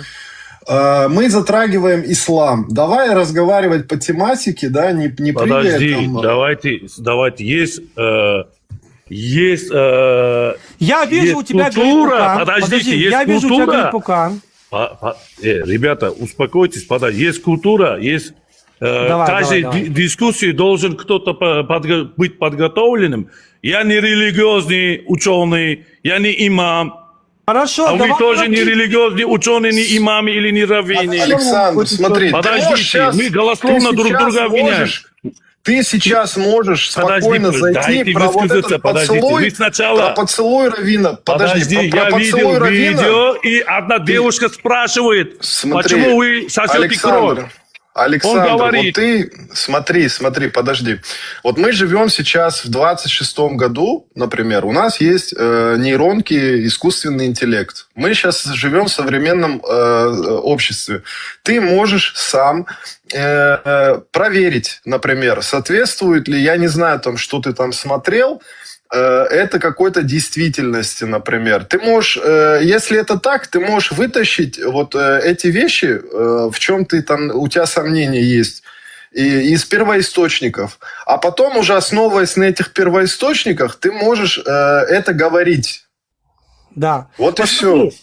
Смотри, Хубал написал, прочитал ваш хадис. Это хадис, то, что написано у вас в Коране, что когда Мухаммад ссал в кувшин, его жена, да, двоюродная сестра и жена, она выпила это, и он аж заржал, как конь, и сказал: пей, и встань на колени, и еще сделал ей это золотой дождь. Знаешь, какой золотой дождь? Обоссал.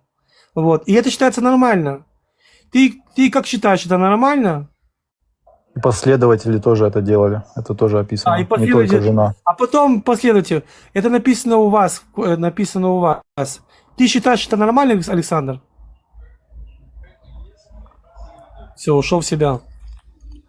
Я когда сюда зашел, я сразу сказал, такие традиции были, ну как традиции, истории, они в том числе были и в иудаизме, но они не перешли почему-то в какой-то культ религиозный и так далее. Потому Не что было в все этом народы иудаизме, тогда... Прага? Не, это было не в такого. иудаизме было, это было на территории тогда, то есть такие были Не было, это моменты, считается как легкошер, ты суеверие. что?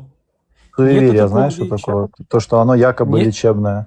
Но никто Нет, это нет. не возвел в ранг, вот как это сделали мусульмане, понимаешь, о чем я говорю? И это считается легкошер. Если ты прочитаешь, что кошер относится к кошеру, да, ты поймешь, там вообще, Ну, ты если имеешь в даже виду упала... грязное, да. Да, Вот если смотри, это упало там, Прага. хлеб Вот упал если на у меня землю, ты не можешь кушать, ты должен положить, но ты должен не Я, выкидывать, а сжечь, например, Прага, я вот понимаешь? когда в Америке жил, я, например, в магазине покупал всегда кошерное, потому что я знаю, что это можно есть, например. А, Как бы я сомневаюсь, что в кошере кровь это самое, как бы считается, ну, как бы противной вещью. Насколько я понимаю, Если ты то я... разбил яйцо, если ты разбил яйцо, и там ты увидел кровь, она не кошерная, все, она считается не кошер. Даже арабы, когда видят кошер, они предпочитают кушать кошерную еду, чем халяль. Я когда был в Нью-Йорке, стейки, смотри, там стоят, ну, тогда это много, было, скажем, $15-20, да, $30. Я когда зашел в кошерный ресторан, я даже не понял, что это кошерный ресторан, и там сидели не евреи, $220 стейк, $220. Ты себе можешь представить? Ничего себе. А потому что он кошерный. Там его, ну, правда, он большой, да, он там 250 грамм, там даются тебе всякие гарнитуры с этим. И там все его захлебывают, как будто, знаешь, там это, ну, правда, он тоже вкусный. А почему он Свиной, кошерный? наверное. Нет, потому что отделяет всякие эти жиры, что когда мясо жарится, она не сжимается, не сухое, а наоборот такое, знаешь, мягкое такое. Это. В общем, Александр, давай по твоей книжке, Александр. Вот смотри, Давайте. Я вот где это сделал, сохранил, нашел, да, упоминается в Мишне, да, в разделе Шаббат и в Талмуде, где говорится, что Муэл должен делать это после обрезания. Вот, так, да, сейчас еще найду, да. Еще глава... Не, подожди, Александр, да? Ты читай... Подожди, не перебивай, я читаю, нашел, читаю. Давай. Ритуал брит милы. Упоминается в Торе в 2 местах. В книге Бытия, глава 17, стихи 9, 14. Сейчас, секундочку. Ну, и так далее. Вот именно вот сосание, да, написано. Вот я вам сказал, да, вот прочитал, да. Почему вы сосете? Читай, что там написано. Вот ты назвал Мишна, это прочитай. Я сейчас ищу, подожди, Леон, сейчас я ищу. Если это есть, это есть. Да у меня Тора Если открыта, я нет, сейчас нету. смотрю и не вижу. Да, действительно, ритуал медицина.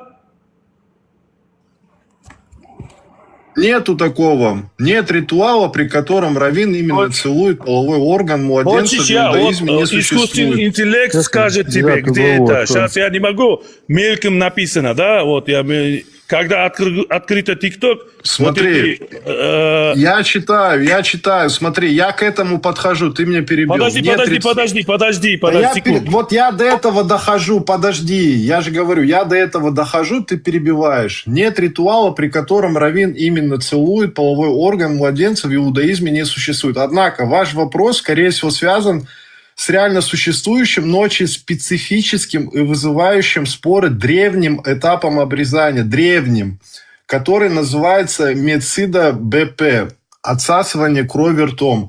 Вот как это выглядит на самом деле, почему возникает путаница. Теперь задай вопрос. Александр, ты сказал Ноах 9 Теперь задай глава, вопрос, верно? подожди, задай вопрос, как он это делал, как это работало? Ну, я дочитаю, подожди. Это как бы вообще супер древнее, и это, по-моему, не входит в этот. Это традиция, это не входит... У него было 2 трубочки, он убежал. Я уже показывал. У него была 1 трубочка, в которой выходит 2 трубочки. Одна циркулирует кровь, которая не входит ему в рот, да, а вторая, она выходит специально такой, как бы, ну, как маленький кувшинчик, окей, а второе он высасывает, то есть как циркуляция воздуха была. Но кровь входила во 2 трубочку, понимаешь, и в этот кувшинчик, все. И это потом, Да, тут написано, что это согласно Талмуду, своду религиозных правовых положений иудаизма, после отсечения крайней плоти необходимо удалить немного крови из ранки. В древности, до появления современных медицинских знаний об инфекциях, считалось, что отсасывание крови ртом – это медицинская необходимость, которая помогает очистить рану и предотвратить ее воспаление. Это действие не имеет никакого отношения к поцелуям. Да, но тут есть про трубочку Да, спросил. ты слышал, что он сказал, что это даже в Торе написано в 9 главе Ноах. 9 глава Ноах это тоже Ной, это про ковчег вообще. Причем здесь вообще отсасывание крови из пениса? Это они Ну, не это знают, просто- я показывал это. И, кстати, в интернете трубочка, показывали, как это делали трубочку, она ее потом обмывали и выкидывали, сжигали, потому что все, что связано с Мгм. кровью, в иудаизме это Да, ну, тут, кстати, в 9 главе написано об этом, не ешьте мясо с кровью. То есть, ну, это когда они из ковчега вышли, вот, потому что я за это взыщу с вас. Все. Там даже от пенисов Короче, ничего нет, а кровь. И Да. смотрите, это как бы прямой, вот эта штука практикуется исключительно, тут прям подчеркивается, в некоторых узких группах ультраортодоксальных евреев. И это как бы в определенных хасидских общинах, это в определенных, но и то не так, как тогда давно, а вот то, что ты сейчас, Леон, рассказывал, там с трубочкой, там вот этот, немного крови из ранки, там что-то, как, сейчас я прочитаю. Да, что тут. это из разряда все евреи в шляпочках и в косичках. Вот эти хасиды. Стерильную Отдельная стеклянную трубочку, пипетку или марлевый тампон, чтобы убрать каплю А крови. это там мальвы тампон был, и такую штучку ставили, она высасывала, вот и все. Короче, малохольный, Александр, поднимись. Че ты ушел? Давай, если не про Я Ноя, вот я ему 9 задал глава ты вопрос. назвал. Мухаммад насал в кувшин, она выпила, и это сказали, что нормально.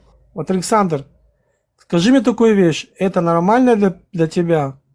У вас это написано четко и ясно, а, Мухаммад? Давай, Александр. Кто-то можешь поднять Александра? Ибраим, можешь поднять его, Ибраим? Я что-то не могу его поднять.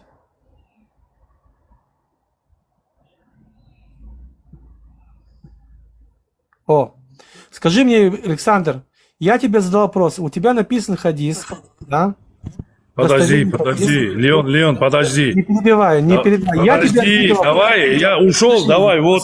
Стой. Я вот... Стой. нашел Подожди, я нашел конкретно, я стоять. прочитаю, Я потом... тебе ответил, мы же культурные люди. Я тебе не ответил. ответил, я ушел, в середине беседы я ушел. Подожди, стой. Подожди, стой. У тебя написан хадис. Что ты? Вы же А почему ты говорили. боишься ответить?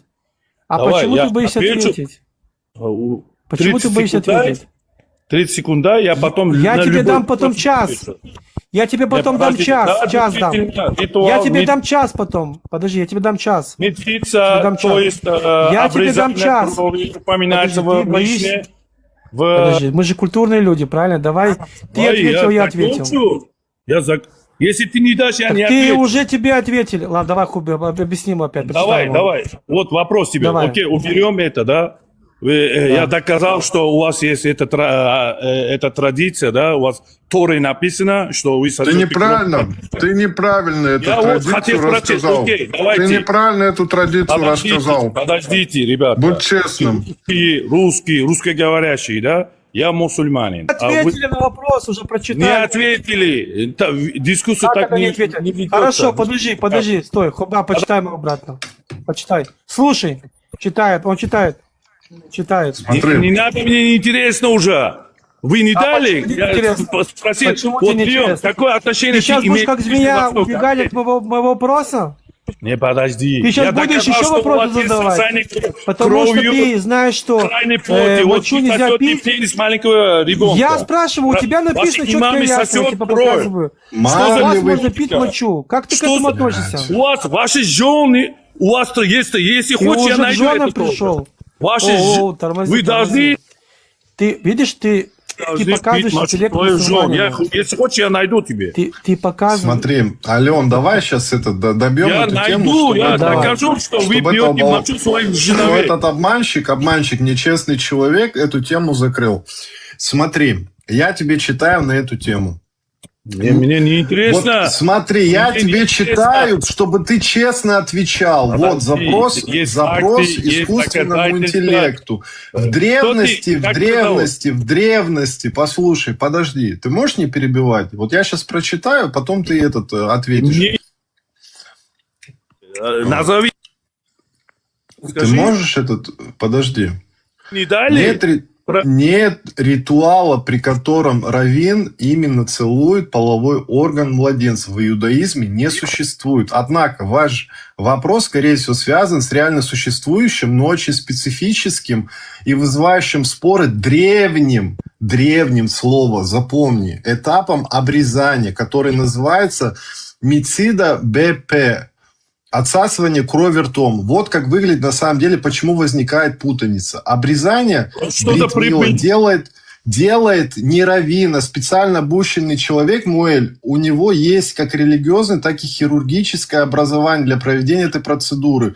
Согласно Талмуду, своду религиозных правовых положений в иудаизме, после отсечения крайней плоти необходимо удалить немного крови из ранки. В древности, до появления современных медицинских технологий, знание об инфекциях, считалось, что отсасывание крови ртом – это медицинская необходимость, которая помогает очистить рану и предотвратить ее воспаление. Это действие не имеет никакого отношения к поцелуям.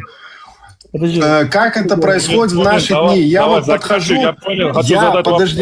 Я сейчас подхожу к этому сейчас.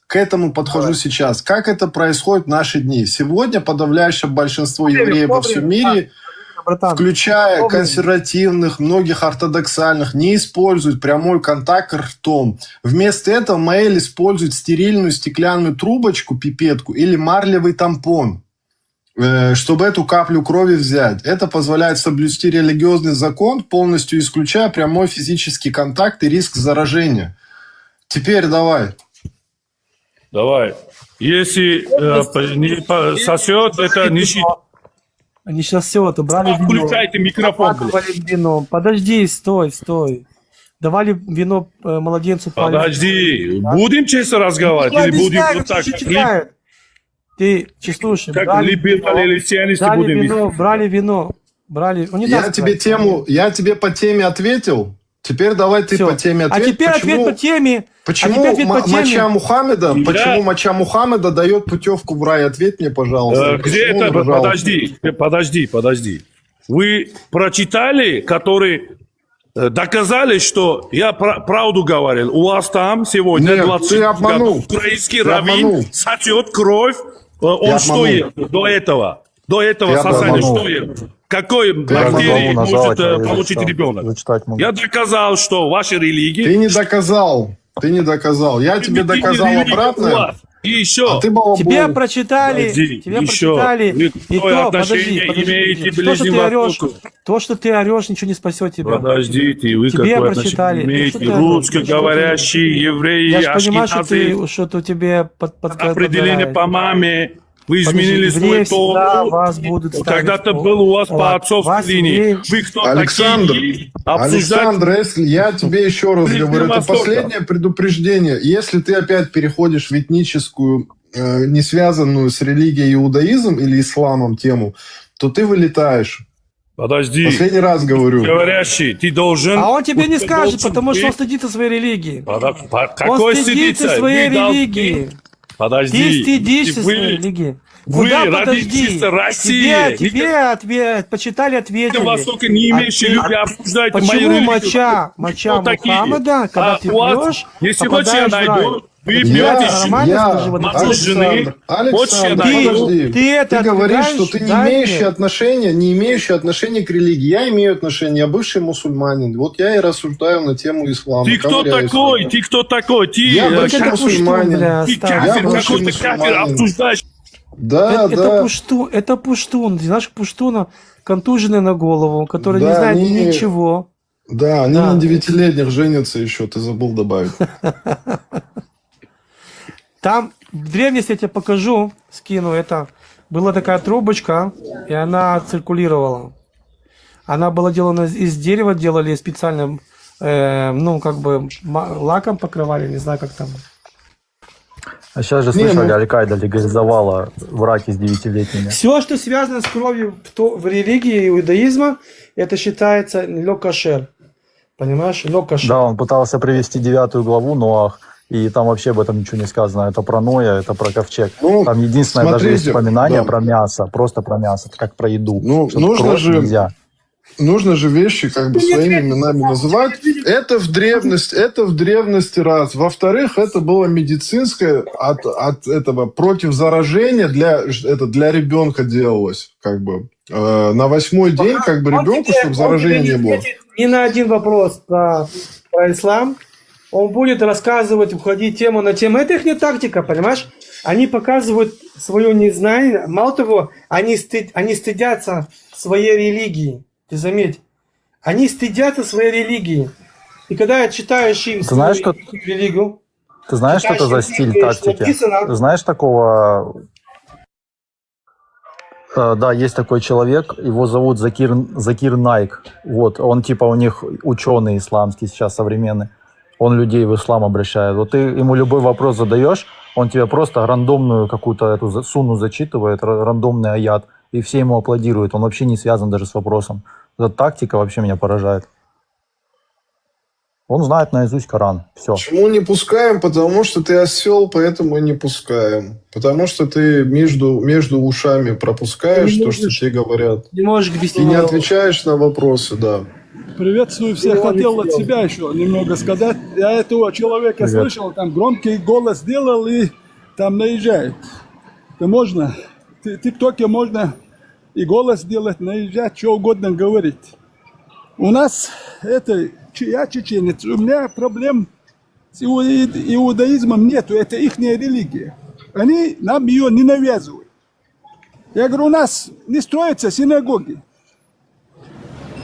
У нас арабский язык, их традиции, обычаи не навязываются иудейские. У нас проблема с исламом. У нас проблема с Магомедом. У нас проблема с этой идеологией. Пускай евреи что хотят, пьют хоть мочу, это они меня не заставляют, меня не навязывают. Пускай пьют. Это их дело. Вот ты сейчас начал тему иудаизма. Это их проблема. А у нас проблема ислам, религия. Вот. У меня проблема с исламом. Иудеи там не навязывают своих пророков, хотя у них тысячи пророков. А этот один какой-то пророк, уже пророк объявился, и его навязывает всем. Хочешь, не хочешь. Никто там, иудей, тебе не собирается голову резать. Я говорю, 1500 мечетей в Чечне. У нас синагог-то нету, у них раввинов нету. У нас проблема в Чечне с религией ислам.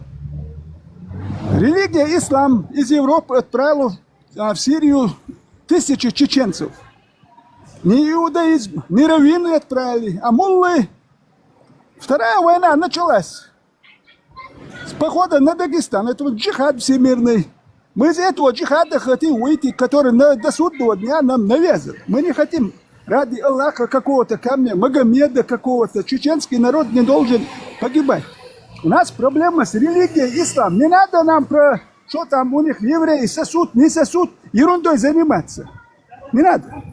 Нам эта тема, пускай они сосут, это их дело, но они нас не заставляют, нам не навязывают это. Так проблема в том, что это 2000 лет назад когда-то что-то происходило для детей в целях обеззараживания. Но вы же нас не заставляете сосать, вы же нас не заставляете в вашу сторону Иерусалима поклоняться каждый день. Вы же не заставляете ваш язык учить. Вы же не заставляете то, что за какое-то слово мы должны за джихад, вы же нам не навязываете. Так же? Вы же не навязываете нам. Это ваше дело. Вы говорите, это ваша религия. Вы свою религию же нам не навязываете. Мы поэтому у нас проблем с евреями, с иудаизмом нет. У нас проблема религия ислам. Проблема с арабами, потому что они говорят, они это элитная нация, что язык арабский надо будет, в раю арабский язык, их традиции, обычаи. Мы должны оставить свои традиции, обычаи, а арабский учить. У нас проблема с арабами и этой религией. Не надо нам про евреев говорить. Они ничего нам не свое не навязывают, они в мой дом не заходят. Не надо нам эту ерунду нести. И с таким голосом, нормальным языком разговаривать. Не надо голос повышать, там кого-то затыкать. Вот заткнешь, когда ты рядом будешь, тет на тет против стоять. Тогда ты, если можешь, заткнешь. А здесь не надо никого затыкать. Тебя очень легко могли бы заткнуть. Не надо свое навязывать, свою грязь, эту педофила Магомед не надо навязывать. Педофил. Что там, сосут, не сосут, пускай сосут. Они же не навязывают их обычаи, традиции. Но они сегодня эти обычаи, традиции не соблюдают. Ерундой занимаются. Слушаешь-то. Как каким-то голосом. Добрый вечер. Добрый вечер, ветеран. Давно вас не было видно, слышно. Как у вас дела? Нужно Да, доедать матч. там. Здесь с таким голосом заходят и начинают. У евреев. Ну, они свое соблюдают. Но никому не навязывают. Ветеран, мы можем не только заткнуть, можем еще и втыкнуть. Как у вас дела? Вот вас давно не было, не слышно, не видно. Да нормально. Из-за этих дураков, вот из всякой сволочи, просто бывает нервничать начинаешь и на голову дает. И этой сволочи из-за этого. Я думал, месяц отдохну я. Там телеграмма вышел, тикток, ну не удержался. Вижу, ребята работают, думаю, не могу, опять вошел. Из-за этих тварей чеченцев сколько погибло-то? А этот про евреев рассказывает, там сосут, не сосут. Тварь-то, а, поганая. Ну сколько проблем в мире, евреев. Везде войны идут из-за них. А он там сосут, не сосут. Он сам сосал, наверное, поэтому у него проблема такая. Я все. Ветеран, мы 48 часов работаем. Не даем им это вздохнуть. Вот. И не нервничать, не надо нервничать это. Они уже стыдятся. Я просто не понимаю таких людей, вот, сволочара. Действительно, меня на нервы отдает, когда он не понимает таких людей. Вот заходят свиньи-то. У нас что, проблема с иудеями, с иудаизмом, что ли, чеченцев? Читаю, подожди. Проблем у нас. Читаю Ибн Тамию. Ибн Тамия прямо утверждал, что арабы как народ превосходят все остальные народы. Он заявлял, что это является консенсусом иджма ученых Ахлю Сунна валь Джама. Его основные тезисы звучат следующим образом. Превосходство вида. Ибн Тамия пишет, тот, кто придерживается сунны, убежден, что род арабов, джинс аль-араб, лучше рода не арабов, джинс аль-аджам, будь то персы, римляне, евреи, сирийцы, копты и любые другие народы. Иерархия превосходства. Он выстраивает четкую генеалогическую иерархию. Арабы превосходят не арабов. Племя Курайш превосходит остальных арабов. Род Бану Хашим превосходит остальных курайшитов. А пророк Мухаммед лучший из рода Бану Хашим и лучший из людей. Причина превосходства. Ибн Тамия утверждал, что это превосходство является врожденным и сущностным, а не только потому, что пророк был арабом. Он писал, что арабы изначально обладали превосходством в разуме, характере, языке и природе, что сделало их наиболее достойным сосудом для принятия последнего откровения и несения ислама другим народам. Получается, другие народы недостойны принятия последнего откровения и ислама. Это свинья сейчас, это его, он будет слушать и смириться с этим, что арабы выше. А я не смирюсь. Для меня кто арабы-то? А эта свинья будет слушать. Там он возмущаться не будет. Вот там надо возмущаться. Где надо возмущаться, а не здесь. Про евреев говорить. Да сосуд не сосуд. Вот тебе говорят, что арабы высшая каста. А ты никто, третий сорт. Они так и есть, вот в Африке живут эти, называют, они третий сорт считается. Вот там тебе должен возмущаться свинья-то, а? Я пришел, сосуд, не сосуд, блядь, время занимает здесь. Что у нас, что с евреями проблема, что ли, с иудаизмом?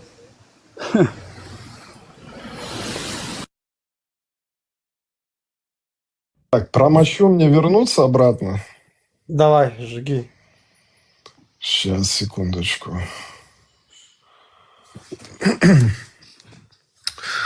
Айман, аббасидская эфиопская женщина, служанка и вторая мать пророка Мухаммеда. С детства она была при его матери Амине, потом при нем самом. Мухаммед освободил ее и очень ценил. Она была женой Зейда ибн Харисы, приемного сына Мухаммеда. У них родился сын Усама ибн Зейд, любимец пророка, которого он назвал сыном любимого. Мухаммед одобрил этот брак. Айман была значительно старше Зейда, минимум на 20 лет. Она уже была взрослой, когда Мухаммед был ребенком-сиротой. Это полностью совпадает с твоим описанием. Так, сама история с мочой. Пророк Мухаммед ночью мочился в деревянную миску или глиняный горшок, сосуд, который ставил под кроватью. Однажды ночью сосуд оказался пустым. Утром он спросил служанку. В разных версиях Бараку, Барару, Айман иногда называют служанкой Саламы или Хабибы. Она призналась, ночью проснулась от жажды, выпила то, что было в сосуде. Пророк засмеялся так, что показались коренные зубы и сказал примерно: «Ты защитила себя от огня великой стеной и защитой». Или «Твой живот никогда больше не будет страдать, болеть». В некоторых версиях этот живот не войдет в ад, потому что в нем есть нечто от посланника Аллаха. Какого огня? Можно понять, от какого огня, блядь? У нас дома, я маленький, отец все рассказывает, что туалет обычно все люди подальше от дома. Там эти арабские версии джинны. Но для чего? Чтобы туалет, мы знаем, это микробы, болезни. Поэтому этот туалет подальше от дома ставили, чтобы запаха не было. Даже человек, который идет в туалет, гость тебе зашел, или кто-то там, бывает, женщина, мужчина, чтобы не видели, что кто-то в туалет идет. И он идет, и как-то, и даже бывает кувшин как-то аккуратно, если большой идет, гости пришли, там маленькому сыну отдают, чтобы он отнес. Чтобы не видели, что ты в туалет идешь. Много там, гость приходит там, ему надо. И он говорит маленькому: отнеси туда. У нас какие-то свои традиции, обычаи были. Этот прямо в доме сыт туда. Представь, он же сыт туда прямо в доме. Он даже не уходит прямо в доме, сыт туда. Ему лень уйти. Вы представьте, человек прямо в доме кушает, сыт, и там запах будет, чего только не будет там. А этот про евреев нам рассказывает. Так она знала, что... У нас в туалет ходить, у нас водой, а это камнями ходили, даже не камнями не ходили. Если сам Магомед камнями ходил, 3 камня. И нас Три камня надо, чтобы потереться. Да, так вот он сам подогнал после того, как она мочи его выпила, своего приемного сына, который был на 20-30 лет младше ее. Вот он и взрел ей, короче. Представьте, сына женит, мало чего, на старуху женит. Но он сам женился ради денег на старухе. Но он же не разбирался в женщинах. Где-то ему деньги нужны, он не разбирает. Он и на старухе женится. А где-то соблазн у него, на 6-летней захотел жениться. Он неразборчивый был в женщинах, мы же знаем. И этого человека, мы этого человека обсуждаем. Почему? Потому что у нас проблема с этим человеком и с этой религией. Мы обсуждаем проблему свою. У нас религия иудаизма, евреями проблем нету. Не надо тему отводить. Мы обсуждаем здесь свои проблемы. Из-за этой религии у нас народ страдает и будет страдать. Не надо там куда-то отводить. И то же самое мы сегодня могли бы также про майя и ацтеков говорить, что у них такая какая-то религия другая, что они жертву приносили. Не, это у них там когда-то, но они же свое не навязывали. Мы говорим о своем, что у нас болит, что у нас сегодня болит, что и будет болеть у наших детей. Потому что эта проблема, если мы не решим эту проблему, мы передадим ее детям. И они будут страдать. Не надо куда-то тему отводить.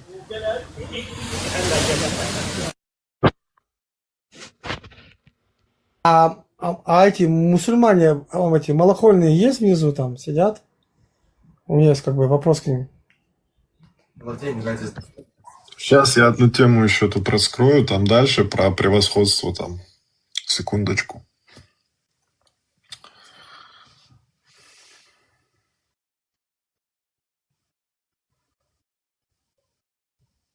Смотрите, слушайте. Классический фикх, откуда взялось это правило? Большинство классических суннитских правовых школ, в частности ханафитские, шафиитские и ханбалитские мазхабы, исторически признавали происхождение насаб одних из важнейших условий брачной совместимости. Согласно их трудам, выстроена следующая иерархия. Не араб, а аджами не является ровней арабки. Араб из другого племени не является ровней женщине из племени Курайш. Курайш не из рода пророка не является ровней женщине из рода Бану Хашим.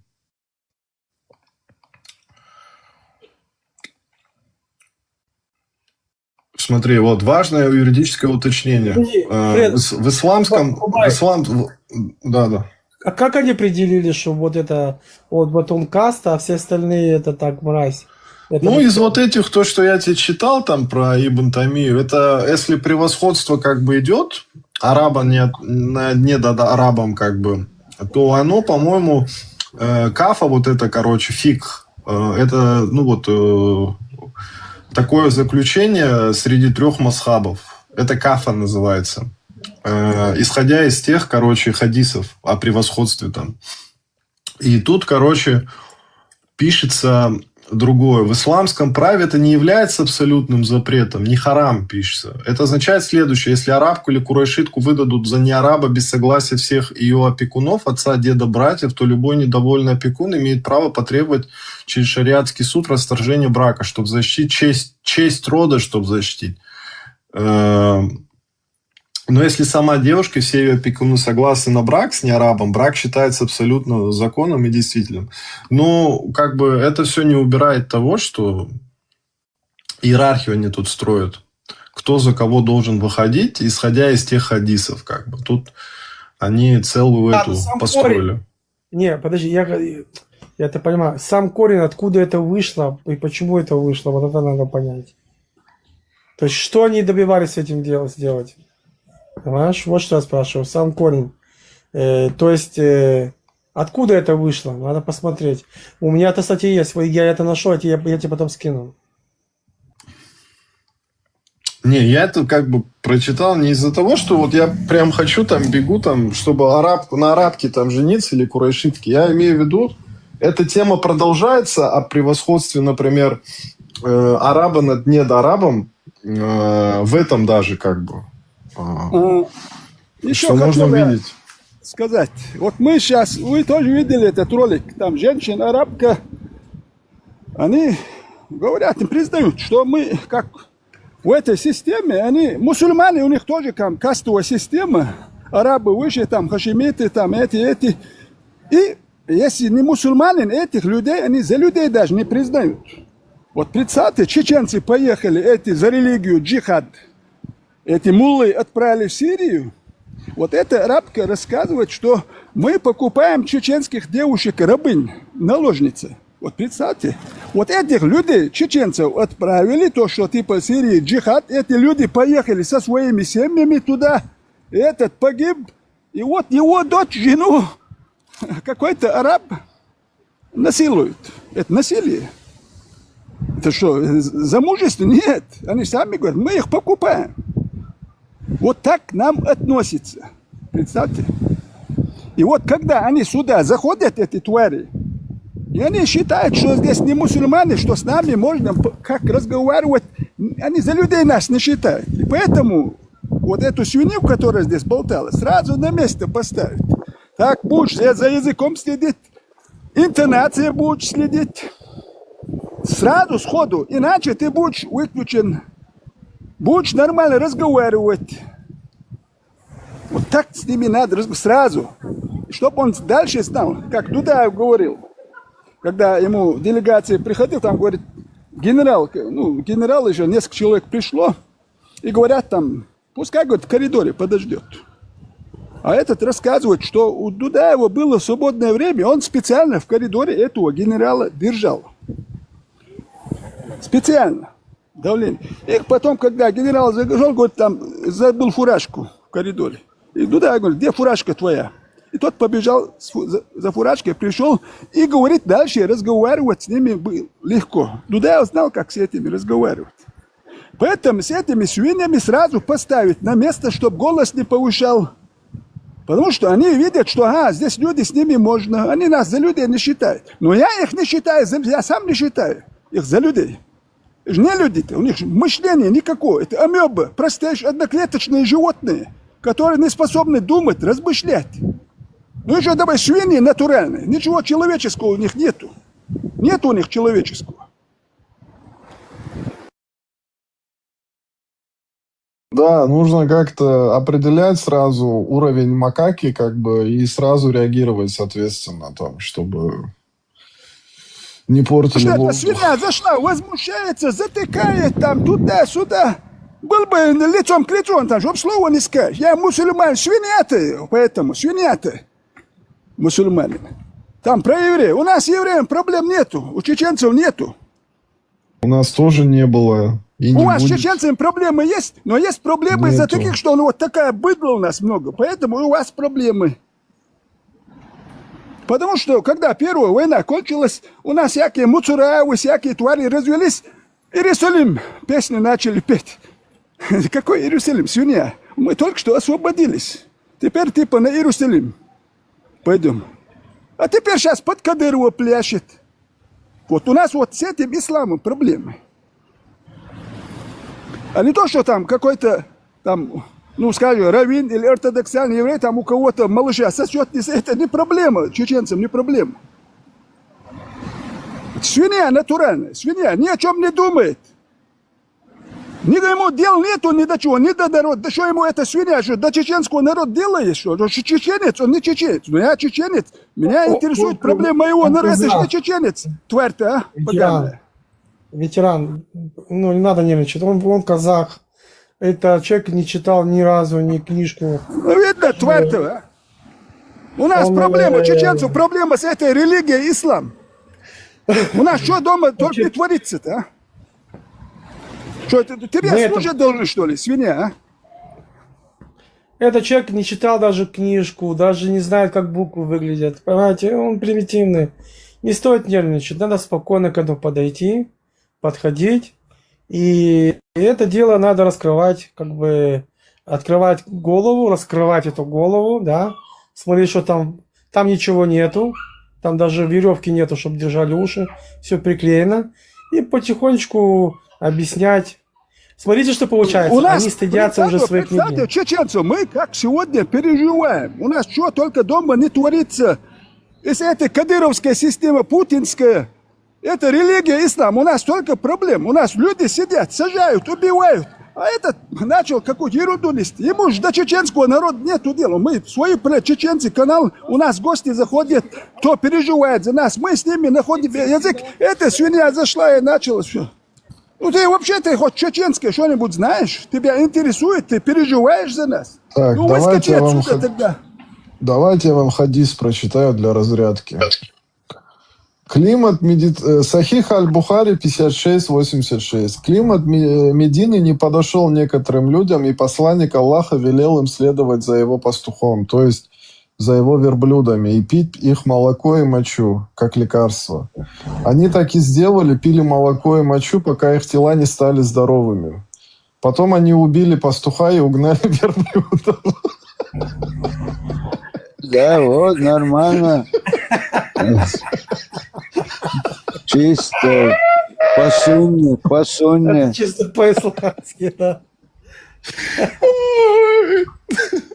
Не, представь, ты приютил там, он сидит дома, на улице, оборванно, ты завел его, покушал, дал Мгновенное покушать, отомщение, умыться, и все своровал и соскочил бы. По сунне, как музам делает. Еще самое интересное, что они привязали Мухаммада к верблюду. То есть Мухаммада мочу тоже можно пить, и верблюжью мочу можно пить. Получается, Мухаммад верблюд. Так, еще тут интересный. Даже на лошадь боялся садиться, он на осле ездил.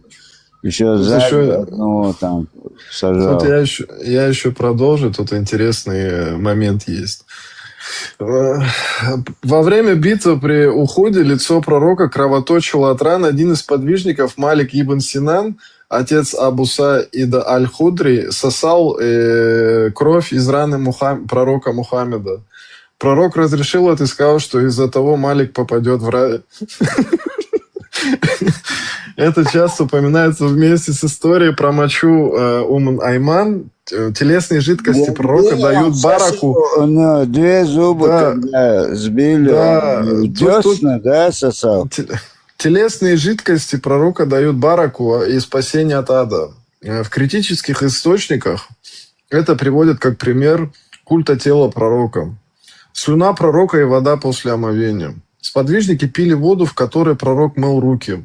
Там была его слюна. И собирали его слюну, мокроту, чтобы втирать в тела для богословения. Известно из хадисов про прощальное паломничество и договор Худайби. Когда Беляль выносил воду после омовения пророка, люди разбирали ее, некоторые пили. Также сподвижники брали слюну пророка и натирались ею. В традиции высшая барака. Вот. Это, Гельман... помнишь, как он, женщина выпила, который в кувшине, он намочился утром, он видит пустой кувшин, там горшок. Где эта женщина? Это говорит, да я выпила, тогда у тебя никогда не будет болеть живот, там говорит. Да, давайте к Гельманам перейдем. Гельман – это вечные мальчики, слуги в раю. В Коране несколько раз упоминаются вечные юноши, мальчики вечной юности, Гельман, которые прислуживают обитателям рая. Примеры аята. Сура 56:17 будут обходить их вечные юноши. Сура 52:24 и будут обходить их мальчики, подобные сакральным жемчужинам. Сура 76:19 и будут обходить их мальчики вечной юности. Когда ты посмотришь на них, ты примешь их за рассыпные жемчужины. В традициях красивые вечные слуги, которые не стареют и не умирают. Так, вот. В критической литературе, особенно у Абдуллы Аль-Касими в «Эти оковы» и подобных работах, это часто критикуют как намек на педофилию и гомосексуальные практики в описании рая VII века. Многие современные апологеты говорят, что это просто слуги. Сейчас, это не то, сейчас. Описание хурий, дев рая, очень откровенные. В хадисах и тафсирах хури и райские девы описываются крайне физически и сексуально. У них большие глаза, большие груди, прозрачная кожа, виден костный мозг в ногах. Они не мочатся, не испражняются, не менструируют, не плюются. Мужчина в раю может заниматься с ними сексом сколько угодно раз, и они каждый раз остаются девственницами. В некоторых хадисах говорится 72 гурий на каждого мужчину. Число варьируется. Это классика. Так. Все секреты, ты что делаешь? Да я призываю к исламу людей. Да. Хабал, ты только не рассказывай, что они с фекалиями пророка делали. Дополнительно еще добавлю. Вода из колодца, в который бросали менструальные тряпки, мертвых собак и вонючие вещи, все равно чистая для омовения. Сура Абу Дауда. Лихорадка – это жар из ада, поэтому сбивайте ее водой. Глаза – это ремешок ануса. Странная метафора. После сна нужно делать омовение. Короче, вот таких вещей он мне много насыпал. Тут их долго читать, короче. Вот именно эти все вещи, короче, в критической литературе у Аль-Касими есть. Он их собрал как странные отталкивающие вещи. И еще хочу сказать, пока не забыл, если Магомед приносил исцеление, если от мочи лечились, то что ну, жены все болели, дети умерли от болезней, если он приносил исцеление? Что ну, жены все больные были-то? Если от него они неправильно лечились, ветеран, они фиником не закусывали. Ну, половыми болезнями болели все. Дети умерли. Если такой святой человек, можно было потомство сорить. Жены, чтобы нормально здоровы были. Ну, там не текло у них там. Что ерунду, сказки рассказывают там. Это не 7 век, не арабы, не в пустыне живем. Не все арабы. И сегодня не 7 век. Так, давайте мы к мухам перейдем, к мухам. Муха в напитке. Одно крыло болезнь, другое лекарство. Сахих Аль-Бухари. Источник Сахих Аль-Бухари 33:20. Тут пишется. Если муха упадет в напиток кого-то из вас, пусть он погрузит ее полностью и вытащит. Поэтому, что на одном ее крыле болезнь, а на другом лекарство от болезни. А что это Леон соскочил? Не понял.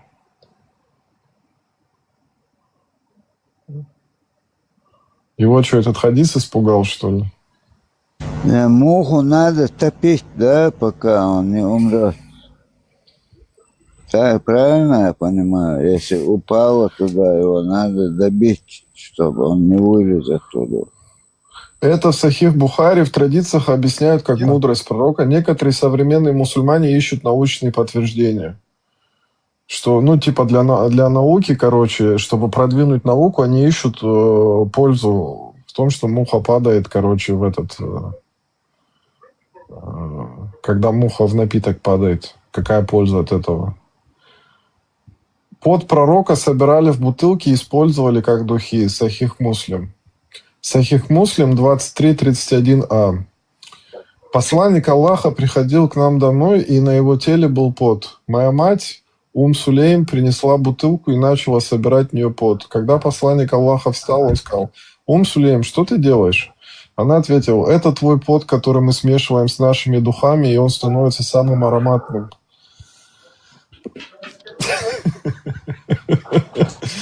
Сейчас.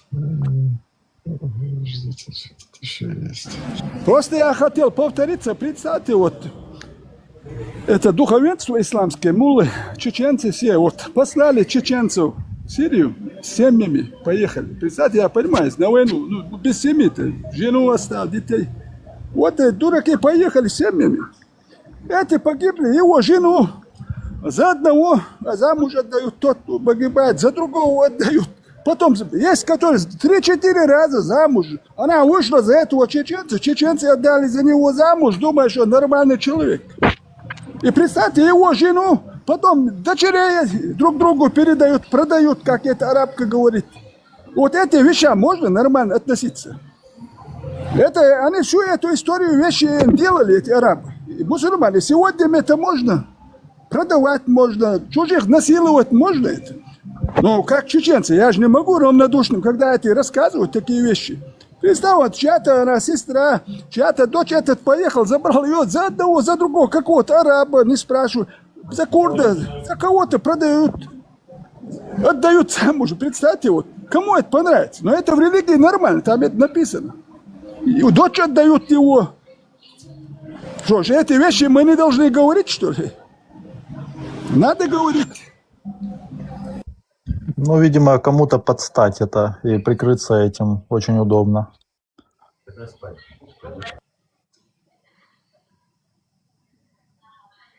Книга Нуруль Вилят. Там написано, что даже фекалии пророка не являются чем-то ужасным, и это подобно благоухающему мускусу, который нужно вкушать. И тогда Аллах сказал, что тот, кто это делал, ему будет запрещен ад и разрешен рай. Вот просто вдумайтесь, что тут пишется. Источник Сахих Аль-Бухари 31:99. Это от Абу Зара. Посланник Аллаха сказал: когда солнце входит, оно идет и просит у Аллаха разрешения зайти. И почти что ему разрешают, но оно вот-вот готово пасть ниц. Сейчас. Еще что тут есть. Пророк душил шайтана голыми руками. Приводится в сборниках о достоинствах пророка и в Сирии.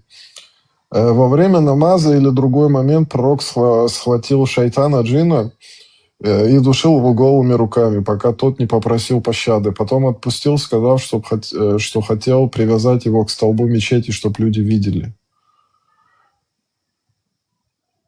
В традиции пример силы власти пророка над шайтаном.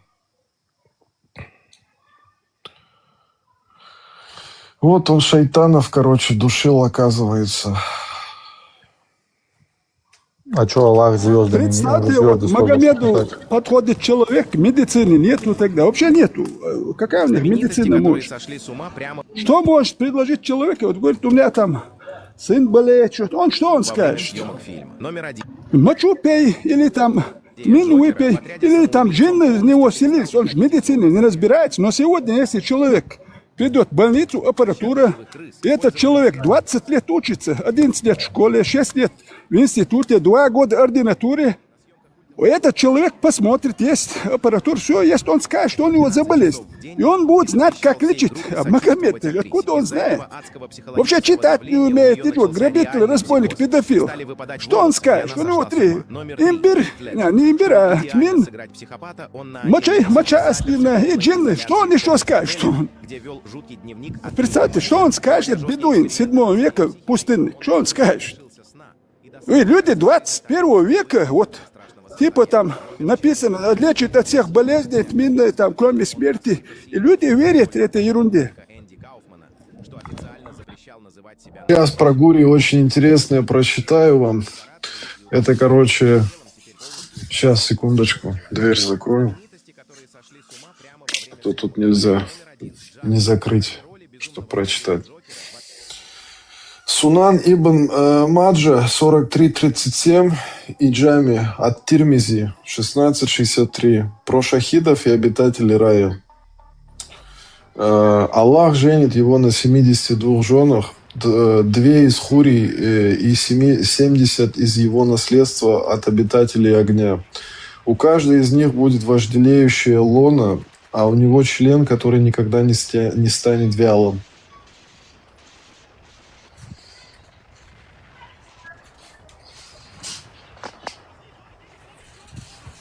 Аминь.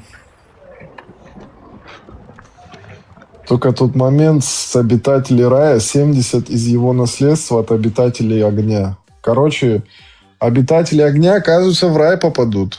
И станут наравне с гуриями, короче, удовлетворять, насколько я понял. И у каждой из них будет вожделеющая лона, а у него член, который никогда не станет вялым. Это, короче, про этих, да, насколько я понял, извиняюсь, если кого-то это обидит, про импотентов, да. Уже тогда, наверное, эта проблема была, и у Мухаммеда, наверное, эта проблема была, что он это упомянул. Это вот, слушай, это вот Сунан ибн Маджа 43:37 и Джами от Тирмизи 16:63. Это вот про шахидов и обитателей рая. Дикстек. Аллах женит его на 72 женах, 2 из хурий и 70 из его наследства от обитателей огня. У каждой из них будет вожделеющая лона, а у него член. А его член, который никогда не станет вялым. Самое интересное, вместо того, чтобы эти сказки рассказывать, он, допустим, если тем более посланник Аллаха наделен силами, может луну расколоть, солнце остановить, ну, занимался бы там медициной, людей лечил бы, колодцы там рыл бы, я понимаю, там астрономию, чтобы люди там школы открывал бы, академии, это время там в Афинах, везде академии там за 1000 лет. Чем-нибудь таким просветительским добро нес, а не нападал бы на караваны, там, людей грабил, продавал бы. Я понимаю, возьмем Клавдий Галин. Сколько пользы принес, медицину развивал, он операции делал, там сколько, Эратосфен. Много ученых там, Гиппократ, там, Платон, Сократ, Анаксагор, там много есть. Люди, книги, этот Плутарх, там Полибий 40 книг написал, историю. Благодаря Полибию мы знаем много вещей там. Много про кого. А это чем занимался? Это что он писал? Писать не умел. Чем занимался? Пустыня чем можно заниматься? Да ничем, грабить только. Там же ничего не растет. Не пограбишь, с голоду погибнешь. Вот приходилось грабить, а у него аппетиты большие были. Один жен, наложницы ему нужны были. Обманщик. Вот с этого пример мы должны брать. Не получится. У нас проблема с этим Магомедом и с религией ислам. С иудаизмом проблем нету. Они нам свое ничего не дали. Они говорят, что им посланный посланник, но не нам. Свой язык, традиции евреи нам, чеченскому народу, не навязывают. Так евреи своим евреям тоже не навязывают иврит. Сколько вон в Израиле русскоязычных евреев, которые не знают многие иврит, если я не ошибаюсь. Они даже своим там, не если навязывают. из иудаизма вышел, никто же не будет у вас друг друга резать, так же? У вас джихада уже нету. Вы Не же своих является евреев обязательным, куда-то в какую-то страну джихад делать не посылаете, как чеченцы послали в Сирию из Европы, из дома. Вы же не посылаете своих куда-то. Вы же бережете, вот Халид Гилат, когда вот его, за него столько это выпустили с тюрьмы, одного ефрейтора своего. Люди берегут своих людей. Евреи берегут. А чеченцы что делают? Посылают во все стороны своих. До судного дня будут посылать. До судного дня чеченцы будут пока находиться в исламе, свою молодежь будут посылать ради Аллаха, потому что это джихад до судного дня. А мы хотим, чтобы этого не было, чтобы чеченцы никуда за арабов никуда не ходили. Потом, чтобы их женщин, их девочек не продавали, какие-то арабы, чтобы не покупали их как наложниц. Хватит. Хватит. Ветеран, хайшуй, маршону, масайга. Маршой. Ибраим, хайшуй. Здесь. Халат ёс, включим немного фоуцинах. Все, что вспомним об этом, поговорим об этом кодексе. И чисто по теме, там, час, полтора, два, там, чтобы это без лишнего мусора. Точно. Давай, как вам виднее, вы что ведете? Давай. Я объясню нашим этим слушателям. Ну, здесь вроде нормальная тема была, я вас так местами слушал, чуть занят был. И сейчас у нас тоже такая годовщина принятия суданской... Черные годовщины, черные. Да. Суданского уголовного, шариатского уголовного кодекса. И по этой теме, так, интересно тоже информация там. Короче, Фарго хотел эфир запустить. Да, у нас, вот навязали бы нам суданский кодекс, у нас была проблема с этим кодексом, потому что Судан мы знаем. Сначала Судан на северный и южный Судан разделился. Южный христианский, северный мусульманский. Но северный мусульманский начал воевать между собой. И вот и северный начинает делиться-то. У нас проблема вот с этой конституцией суданской, шариатом. Потому что по шариату мы знаем, что среди чеченцев будет. Мы не хотим ни шариат, ничего. Пускай арабы свой шариат у себя, не надо.